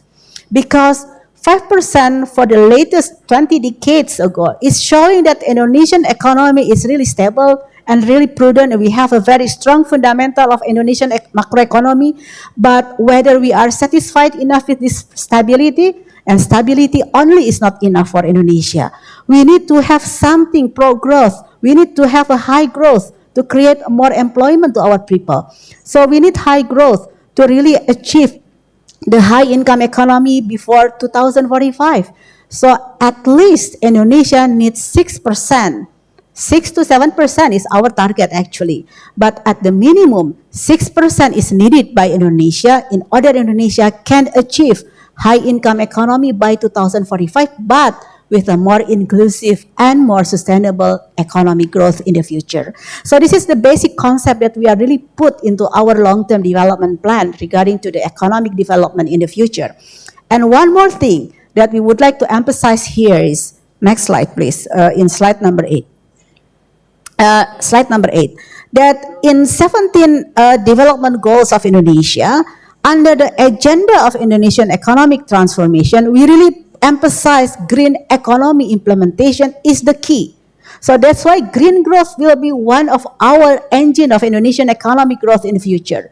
Green economy, again, will not slowing down our economy. But again, we have to change the paradigm that green economy implementation will be one of our new sources of economic growth in the future.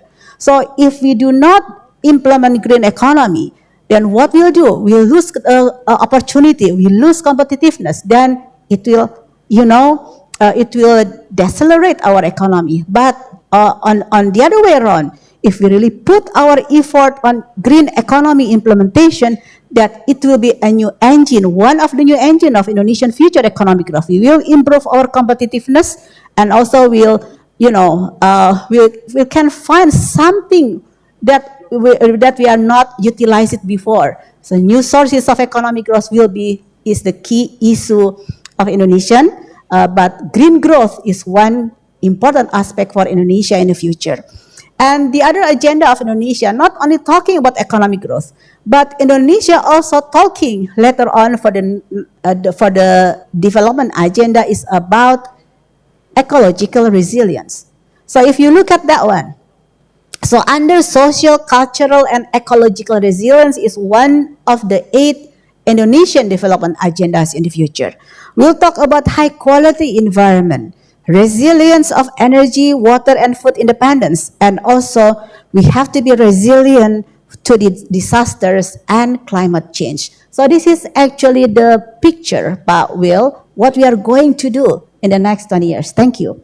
Sorry for being... No, actually, it is a comprehensive strategy, and actually, it makes me think on the next question and linking it to what Padede was saying. So the plan is there, the policy seems to be aligned, but then in a context where there are small savings, how do you bring those investment? And that leads me to the question to Parahmat, is you are in charge of looking at this investment options, and part of it is foreign investments. So what do you hear, first of all, and how is the government of Indonesia been reacting to setting up the economic and financial conditions to attract FDI and foreign investors? And what do you hear when you talk to foreign investors who want to move to those sectors? Is there an interest in those sectors,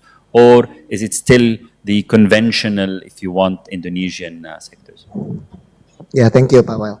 I think my seniors here, Pak Dede, Bu Winnie, already explained on the macro side. Yeah. So maybe allow me to go a little bit on more micro. We talk about green industry, for example.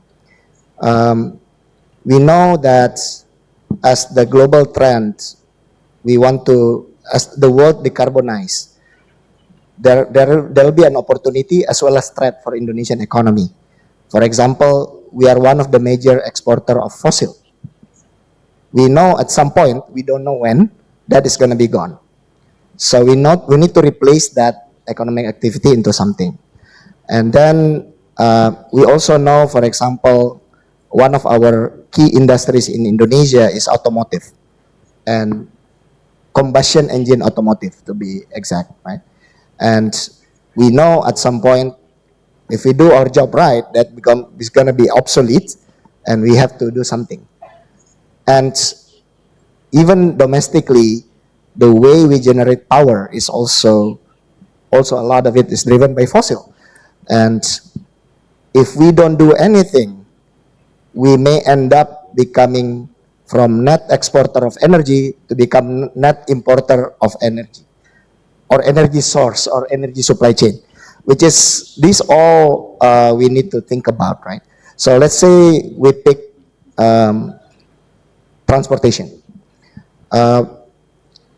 Indonesia have about 150 million vehicles going around today, and 130 million of motorbike, 20 million cars.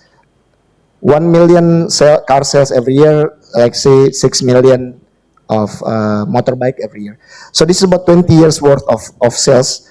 And what we want to do is, at some point, we would like to create EV industry in Indonesia. It makes sense because for many reasons. One, EV is more efficient than combustion engine. It's more future-proof than combustion engine, is greener. And we happen to have very significant resources, like in battery materials, critical minerals. So we want to push this. Therefore, we want to build this industry. But how to do it if we don't have enough market?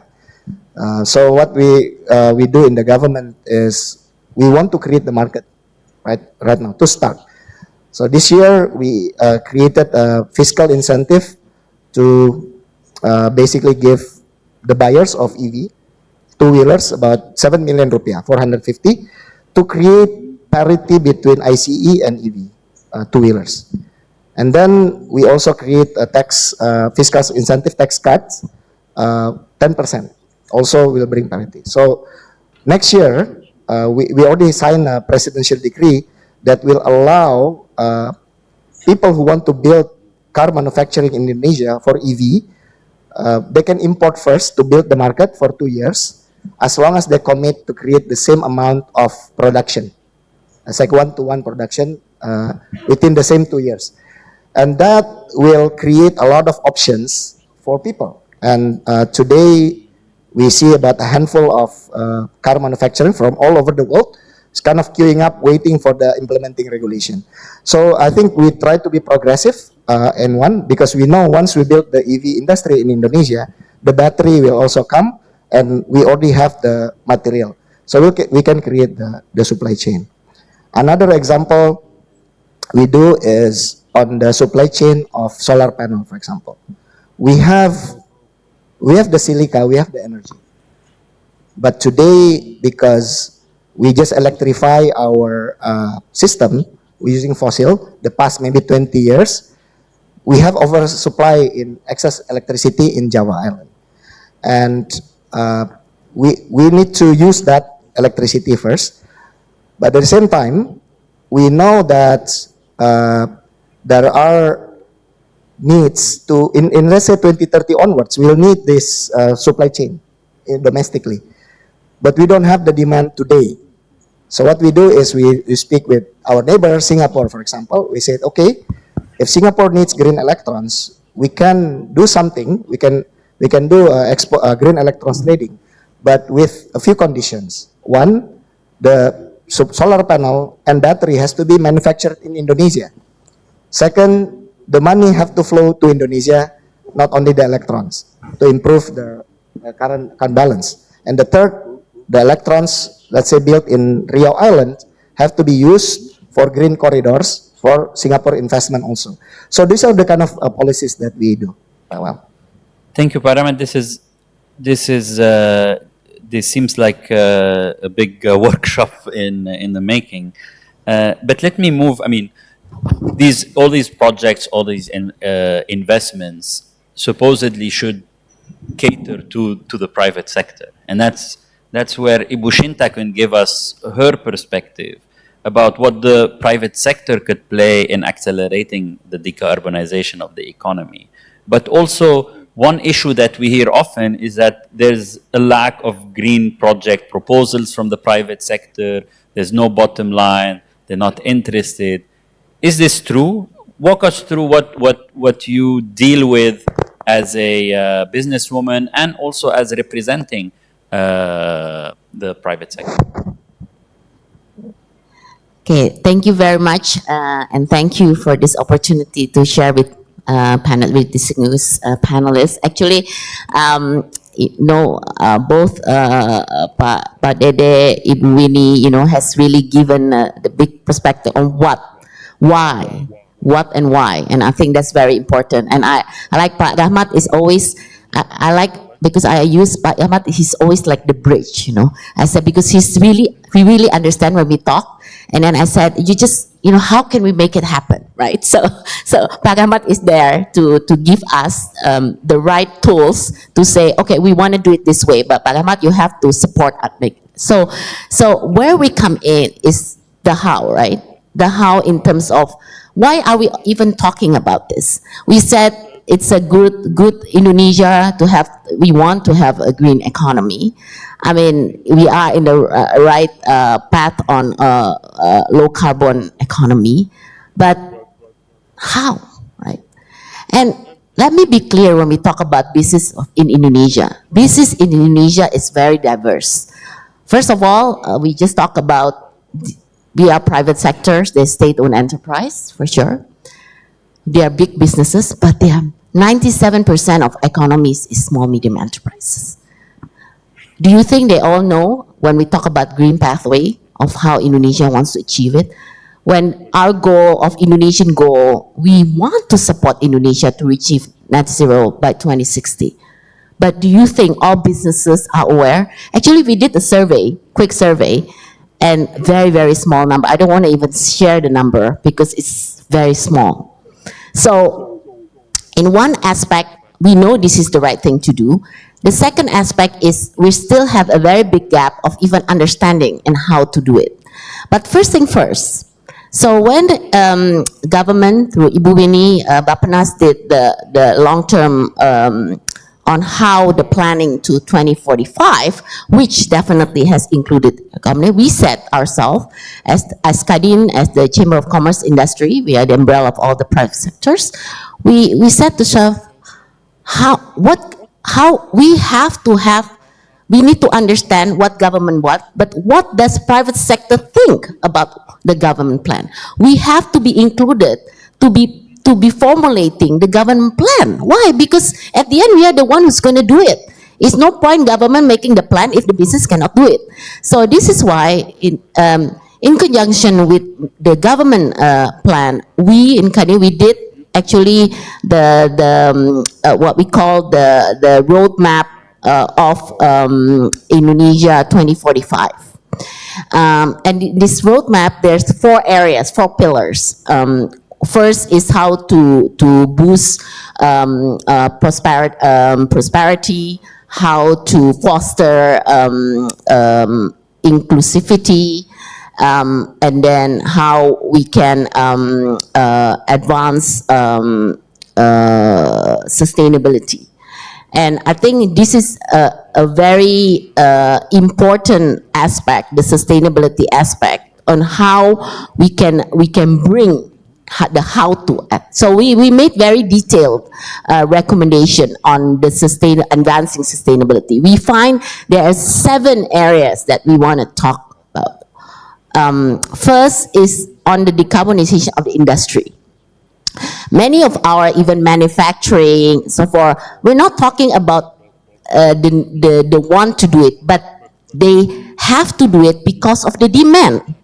If they cannot export their products because the buyers doesn't want to buy anymore the non-good products, then they will be in trouble, right? So I think the decarbonization of industry is a must, because a lot of even our manufacturings are already in time from their buyers, from their customers. So that's why they want to start doing the solar in their factory and things like that. I'm not talking about the challenges yet, or I'm just talking about the how to first. And then we're talking about the carbon capture and so forth, hydrogen clusters. The second thing is we've also talked about how to scale the nature climate solutions, including the biodiversity credits. After all, we in Brazil, we have the highest biodiversity, but have we maximized? What have we done, right? So I think we need to pay attention in how we can scale more the nature climate solutions. And I think this is I'm embarrassed to say, but at the moment we only have like basically big 7 projects of nature-based solution products. So very, very small. 7, can you believe? The third is we talk about also unlocking the carbon markets. Many big jargon about Indonesia have the biggest potential. Yes, we have so much to unlock, but can we do it, right? So we are putting this also as one of the area that we need to look at. I know we have launched through the Indonesia Stock Exchange, our carbon trading portfolio, but I think it goes beyond that right now. We're talking about much about the regulatory aspect, the standardization, how to measure, all the things that I think we need to pay attention. The other thing is also the fourth is the scale regenerative agriculture and agroforestry. So we talk about sustainable farming. This is a big thing that program. When I talk about these kind of things, actually it's follow through also with projects. So what we do now, if we don't just say to Ibu Wedi, this is the things that we need to do, but we are claiming on projects that we are championing in order to support our case. So we are doing sustainable farming. Of course, palm oil is a big thing, but we also now do with other products like cocoa. We do, we have other commodities that we are also doing projects on sustainable farming. But I think we also have set up what we call the regenerative hub, the regenerative forestry hub, and this is actually looking into how when we talk about we have projects, like for example in Limbagaya, we have projects in where we are starting to develop more of good on regenerative from the peatlands and so forth. So this is something that we are working on. And the next one is the fostering the circular economy. And this is very interesting because I think we talk about waste emissions is expected to increase 4 to 5 times through the 2060. And this could account to about 11% of the total emission in 2060, in which around 50% driven by municipal solid waste. So this is something that we need to look into, how 20% driven by industrial waste, 30% by domestic wastewater. And I think decarbonizing municipal solid waste through new business opportunity, waste segregation, and also waste prevention has the potential to create about 1.7 billion value in 2030. So this is something that we need to look into. And also interesting when we talk about circular, now we are also looking on the textile, garment industries and so forth that going into the circular movement. Also, accelerating renewables. I'm not going to talk much about that because I think this is something that Indonesia definitely have to do. We have a lot of resources, but again, you know, this is just the talk, right? Are we able to do it? I think this is the question. Actually, we are very much we are excited to many of the projects that actual private sectors has come up with, and you were asking whether is there enough. I mean, there are many, right? But the key here is not about just having the projects, in how to make it work, right? How can the project be financed properly? How we can actually develop. Now, I just give some of the example, like geothermal, for example. Indonesia has the largest geothermal potential, but do we have? Can this project actually be realized? They're like 20 years before projects like this. I mean, some are even still on hold, although we already get PPA and so forth from the PLN, because there are many issues regarding to, you know, right now the regulation of the new EBT are still also in the parliament. You know, it's going to pass. We talk about you know, many of the community itself, I think, has some issues even on geothermal projects. So this is just some of the example why we want to drive renewable. And the last, of course, is driving electrifications, like what mentioned by Pak Rahmat, that we also start now with a lot of you know, mobility, electric mobility, two-wheelers, four-wheelers, you know, going into Indonesian market. So I think many of the businesses are going into that direction. Let me close by just saying that these are some of the how-to and where we have captured businesses and clustering with some of the areas that we want to move to. So what now we are doing is identifying the target, but also the issues. What are the challenges? Why we can't move? Right? Why, when we talk about, you know, some of the energy transition projects that we want to do, we still have many, you know, issues of making it happen. And when we talk about JETP, for example, which is a very big opportunity for financing on the energy transition, I think it's good that we have now the clear comprehensive investment and a policy plan already in place, but can actually private sector's project participate and get actually funding? I think this is another questions. And many, I think, of the issues of going into the just transitions and so forth, I think has also been put attention on how the right energy transition can happen. And I think Pak Dede talk about fossil fuel. I think it's very clear, you know, we want to push renewable, but I think we have to, you know, still talk about the coal retirement. We still have to talk about how reduce of the subsidy and so forth, because if not, we can talk many things, but it will not happen. So those are just some of the glimpses that is happening that we are trying to move forward with. Thank you. Thank you, Ibu Shinta. And then the question to Padede is, why didn't it happen? Why it didn't happen?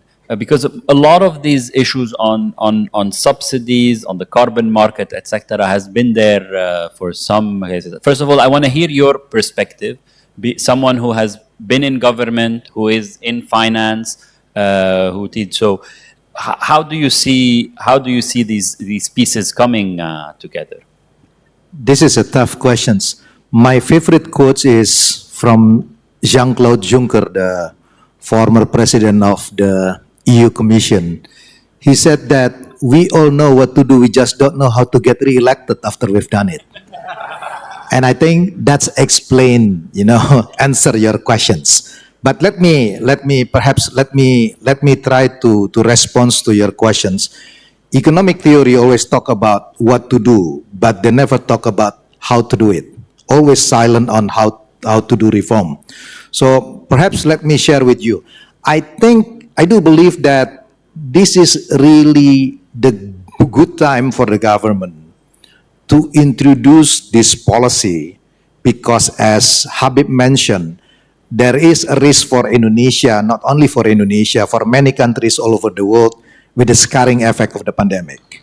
Yeah. Couple years from now, we will see the impact maybe from the learning loss. So definitely we need more money on health, on education, maybe to address the issue of the widening of the gender gap, because people who work in the informal sector affected severely during the pandemic. So basically, the design of the fiscal policy in the future will be inclusive. But the question is how to finance it.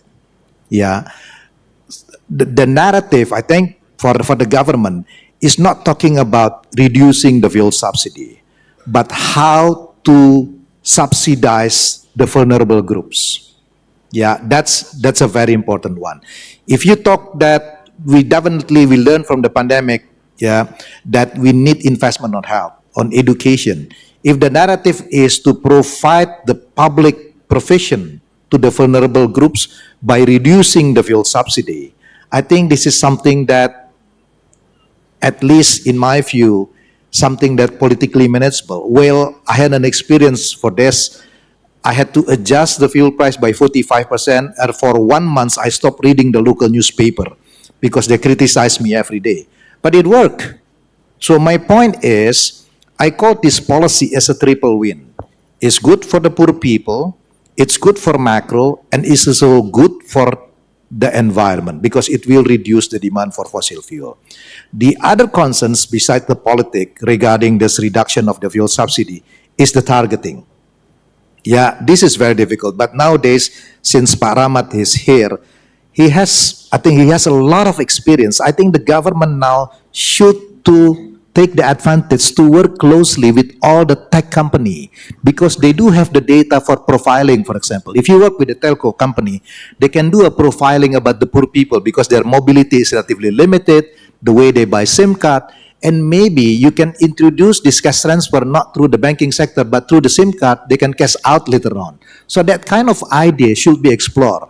If you're talking about PLN, they have the data by name, by address, by billing. So it's possible to do the price discrimination rather than to subsidize the electricity. So this kind of scheme is very important.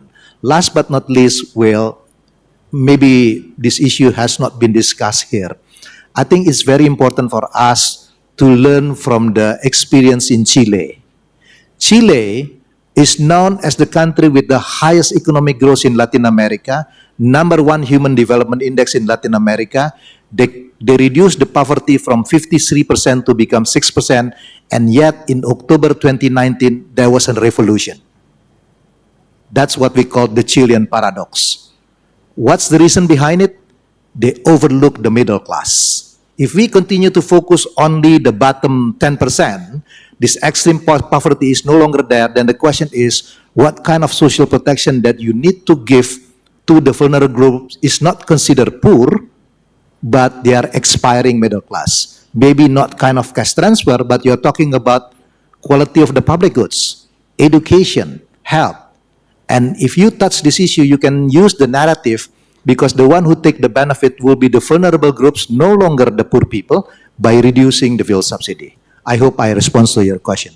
No, you've touched upon important issues, especially that, one of the objectives of the World Bank when we talk about shared prosperity is actually tackling about this middle class. And then, as you probably know, we recently added a new target, which is shared prosperity on a livable planet, because also climate impacts middle, poor, upper, everyone. And that brings me to the question that for Pak Rahmat on this energy transition. And there's a big focus on energy transition in Indonesia because it is the second source of CO2 emissions. So how do you view this transition, particularly in view of the JETP process in mind? What are the implementation, opportunity, costs? Can we scale up? So I would like to have your opinion on that. Yeah, thank you. We learned quite a lot in the JETP process. Basically, and we designed the JETP specifically to do cross-cultural learning. Not only Indonesia learn, but also the world should learn about developing countries' energy transition. That's why we invited all the multilateral organizations like World Bank, IEA, ADB, UNDP to work together in the working groups so that we understand what it is, right? But energy transition mostly is about technology and also about financing. For Indonesia, for example, the first JETP is South Africa. South Africa is a country that is have very relatively older, maybe old power plants, very limited area. So the solution is relatively simple. Just shut it down, build more renewable. For Indonesia, it's the complete opposite. Young power plants, big country, and then growing economy that needs power. So for us, what we find out in JETP is basically, one, we need very big investment in transmission, and the transmission have to cover the areas whereby the new growth areas like in eastern Indonesia where all the critical minerals are. The second thing that we recognize, of course, we need to build more power, renewable power, but it has to also come with the supply chain, because otherwise we will be a net importer of energy moving forward. The third that we look into, and this is a little bit more controversial, we need to think about a way to shut down the coal-fired power plant earlier than the economic activities.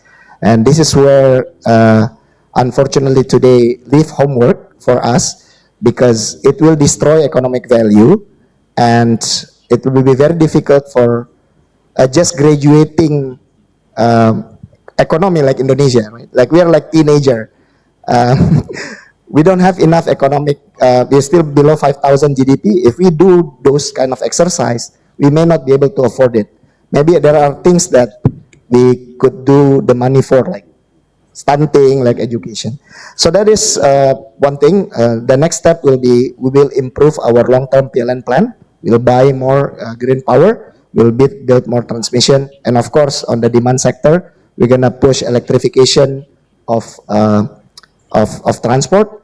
And the other thing quickly is that on the fuel side, we need to think about how we can generate more renewable fuels, like, for example, biofuel, biomass, and hopefully later on hydrogen as well. So back to Ibu Winnie, because a lot of those policies require enablers that we've talked about.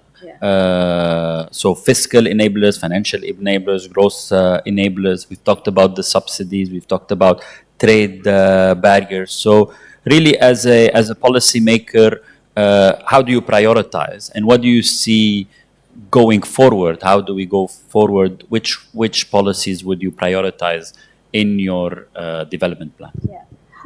First of all, in the implementation of green economy, there is like four prioritized pillar. The first is actually doing the energy transition, because energy transition, we have an ambitious target that in 2045 there will be a renewable energy mix to achieve 70%.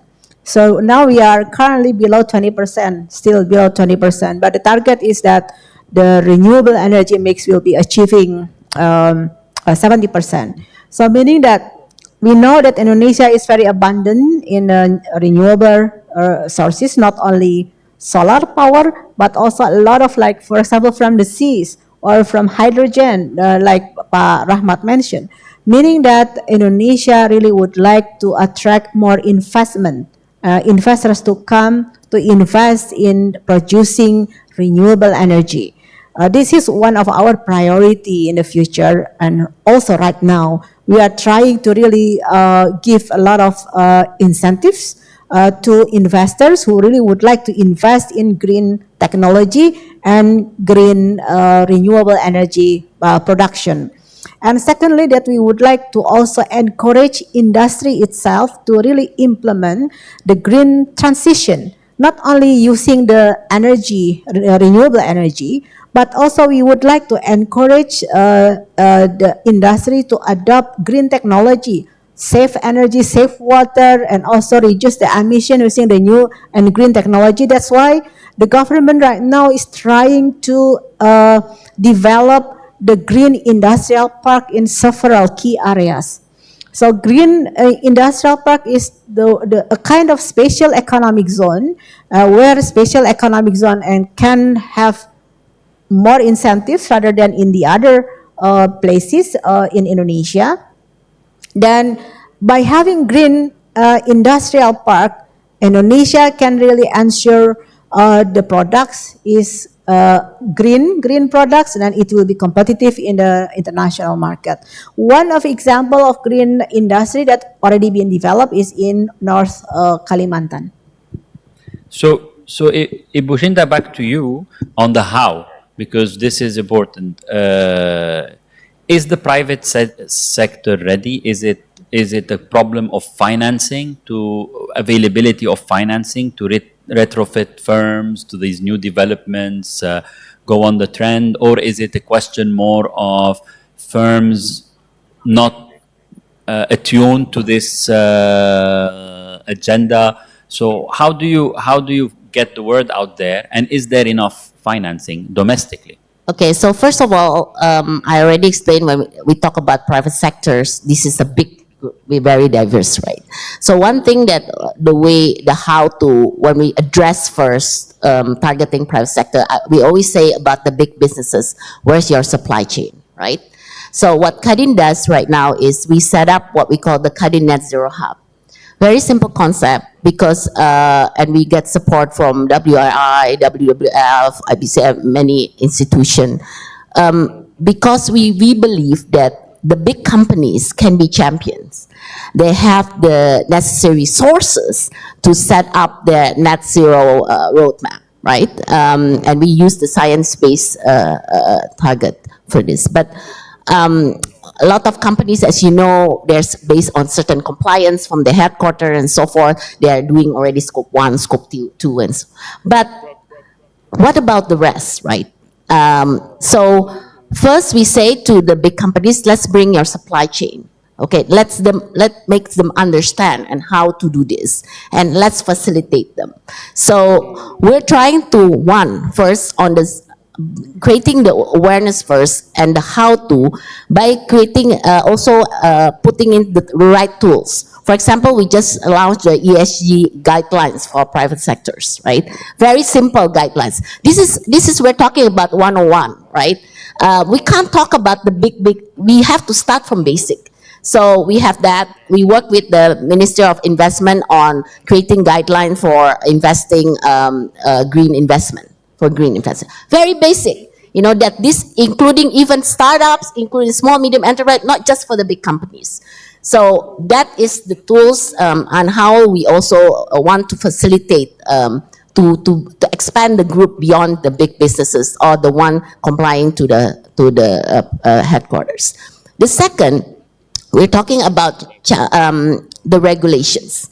Whatever we do, if we don't have the right policy enabler, it's not going to happen, okay? And we can talk many hours, and it's still the same issue.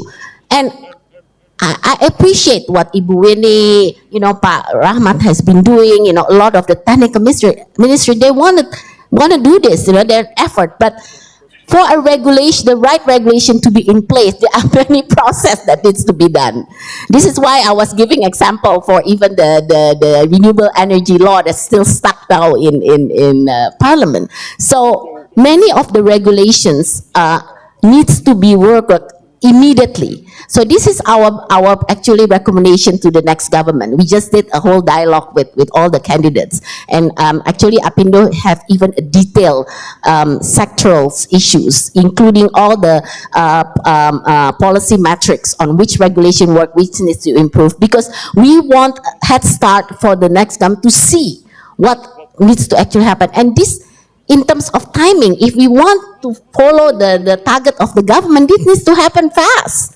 We don't have the luxury of time, right? So regulation and the right policy enablers are very important. And then when we talk about the third, I want to talk about financing particularly. Let's not talk about accessibility to finance, because there are many financing from, many countries, bilateral, multilateral, many. There's climate financing, green financing, many. But is it accessible to the right companies? Is it affordable? I want to quote affordable. We have to talk about costs, because at the end of the day, when you develop projects, it's about the cost. It's not just about, having the financing, but is it cost? And then we talk about the incentive. Do we have incentive? Until today, no banks give incentive for a lower interest rate for green projects. No, nothing, no. And this is very important, because we talk about incentive is to push, but I think the right now it's not really really there. And I want to just touch, this is about some of the fiscal incentive that government give. It's very good, but actually getting the incentive is not that easy.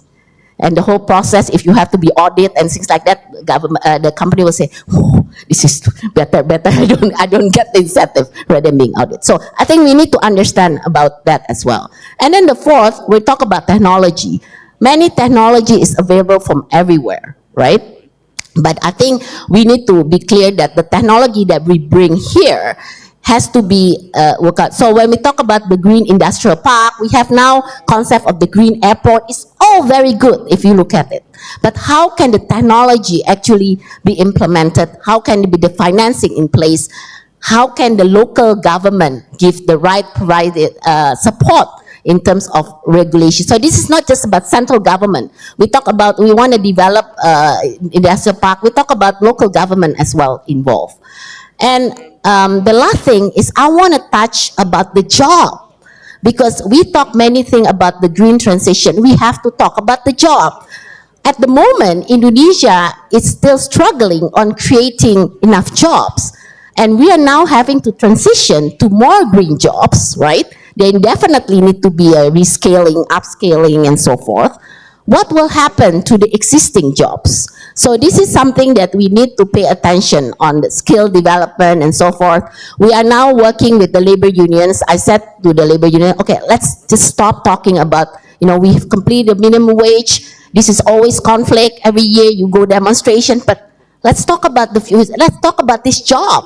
Let's talk about the training and skill that you need for these green jobs to be in place. So this is the kind of thing that private sector need to push more on developing. Government can't do it alone. This is all collaborative effort. So private sector needs to be part of this, and I think we need to talk about these green jobs. Thank you. Green transformation. Parahmat, I'll start from my right. Yes, just energy. We described that. I think this is a big step. We want to show the world, not just about saying it, but we actually can do it. Can do this by hosting this annual event. So I think that shows our our drive to want to do and become a green economy. I think the most important answer is how to make it happen, right? And I can see the room of the green fiscal stimulus to do it. Yeah. First, look at the fuel subsidy, reduction of the fuel subsidy, implement the Figovian tax. Then we can talk about more optimistic scenario after the COP. Very realistic. Thank you very much for this panel. A big round of applause. We have some tokens of appreciation that you want to give the panelists.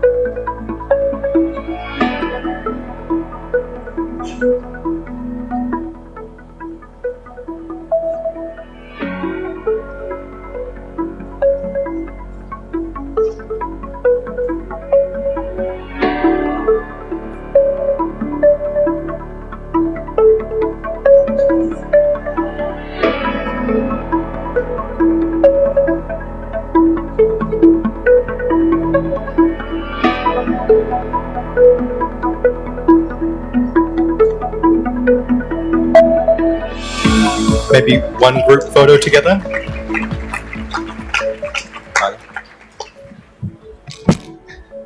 It's okay.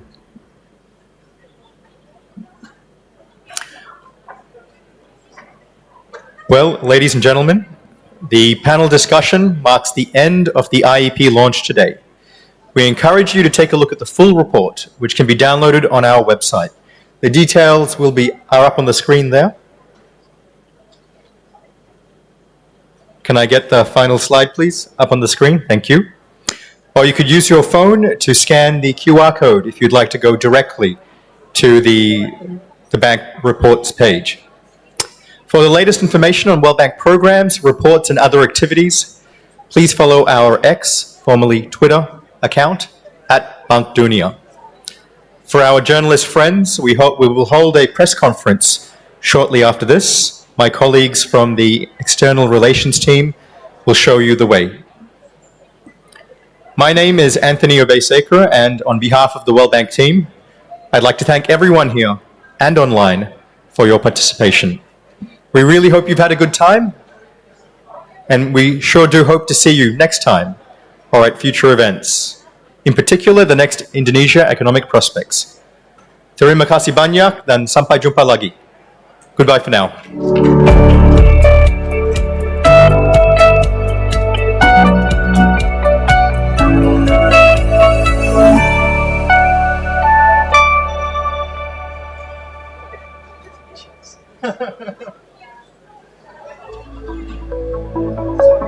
It's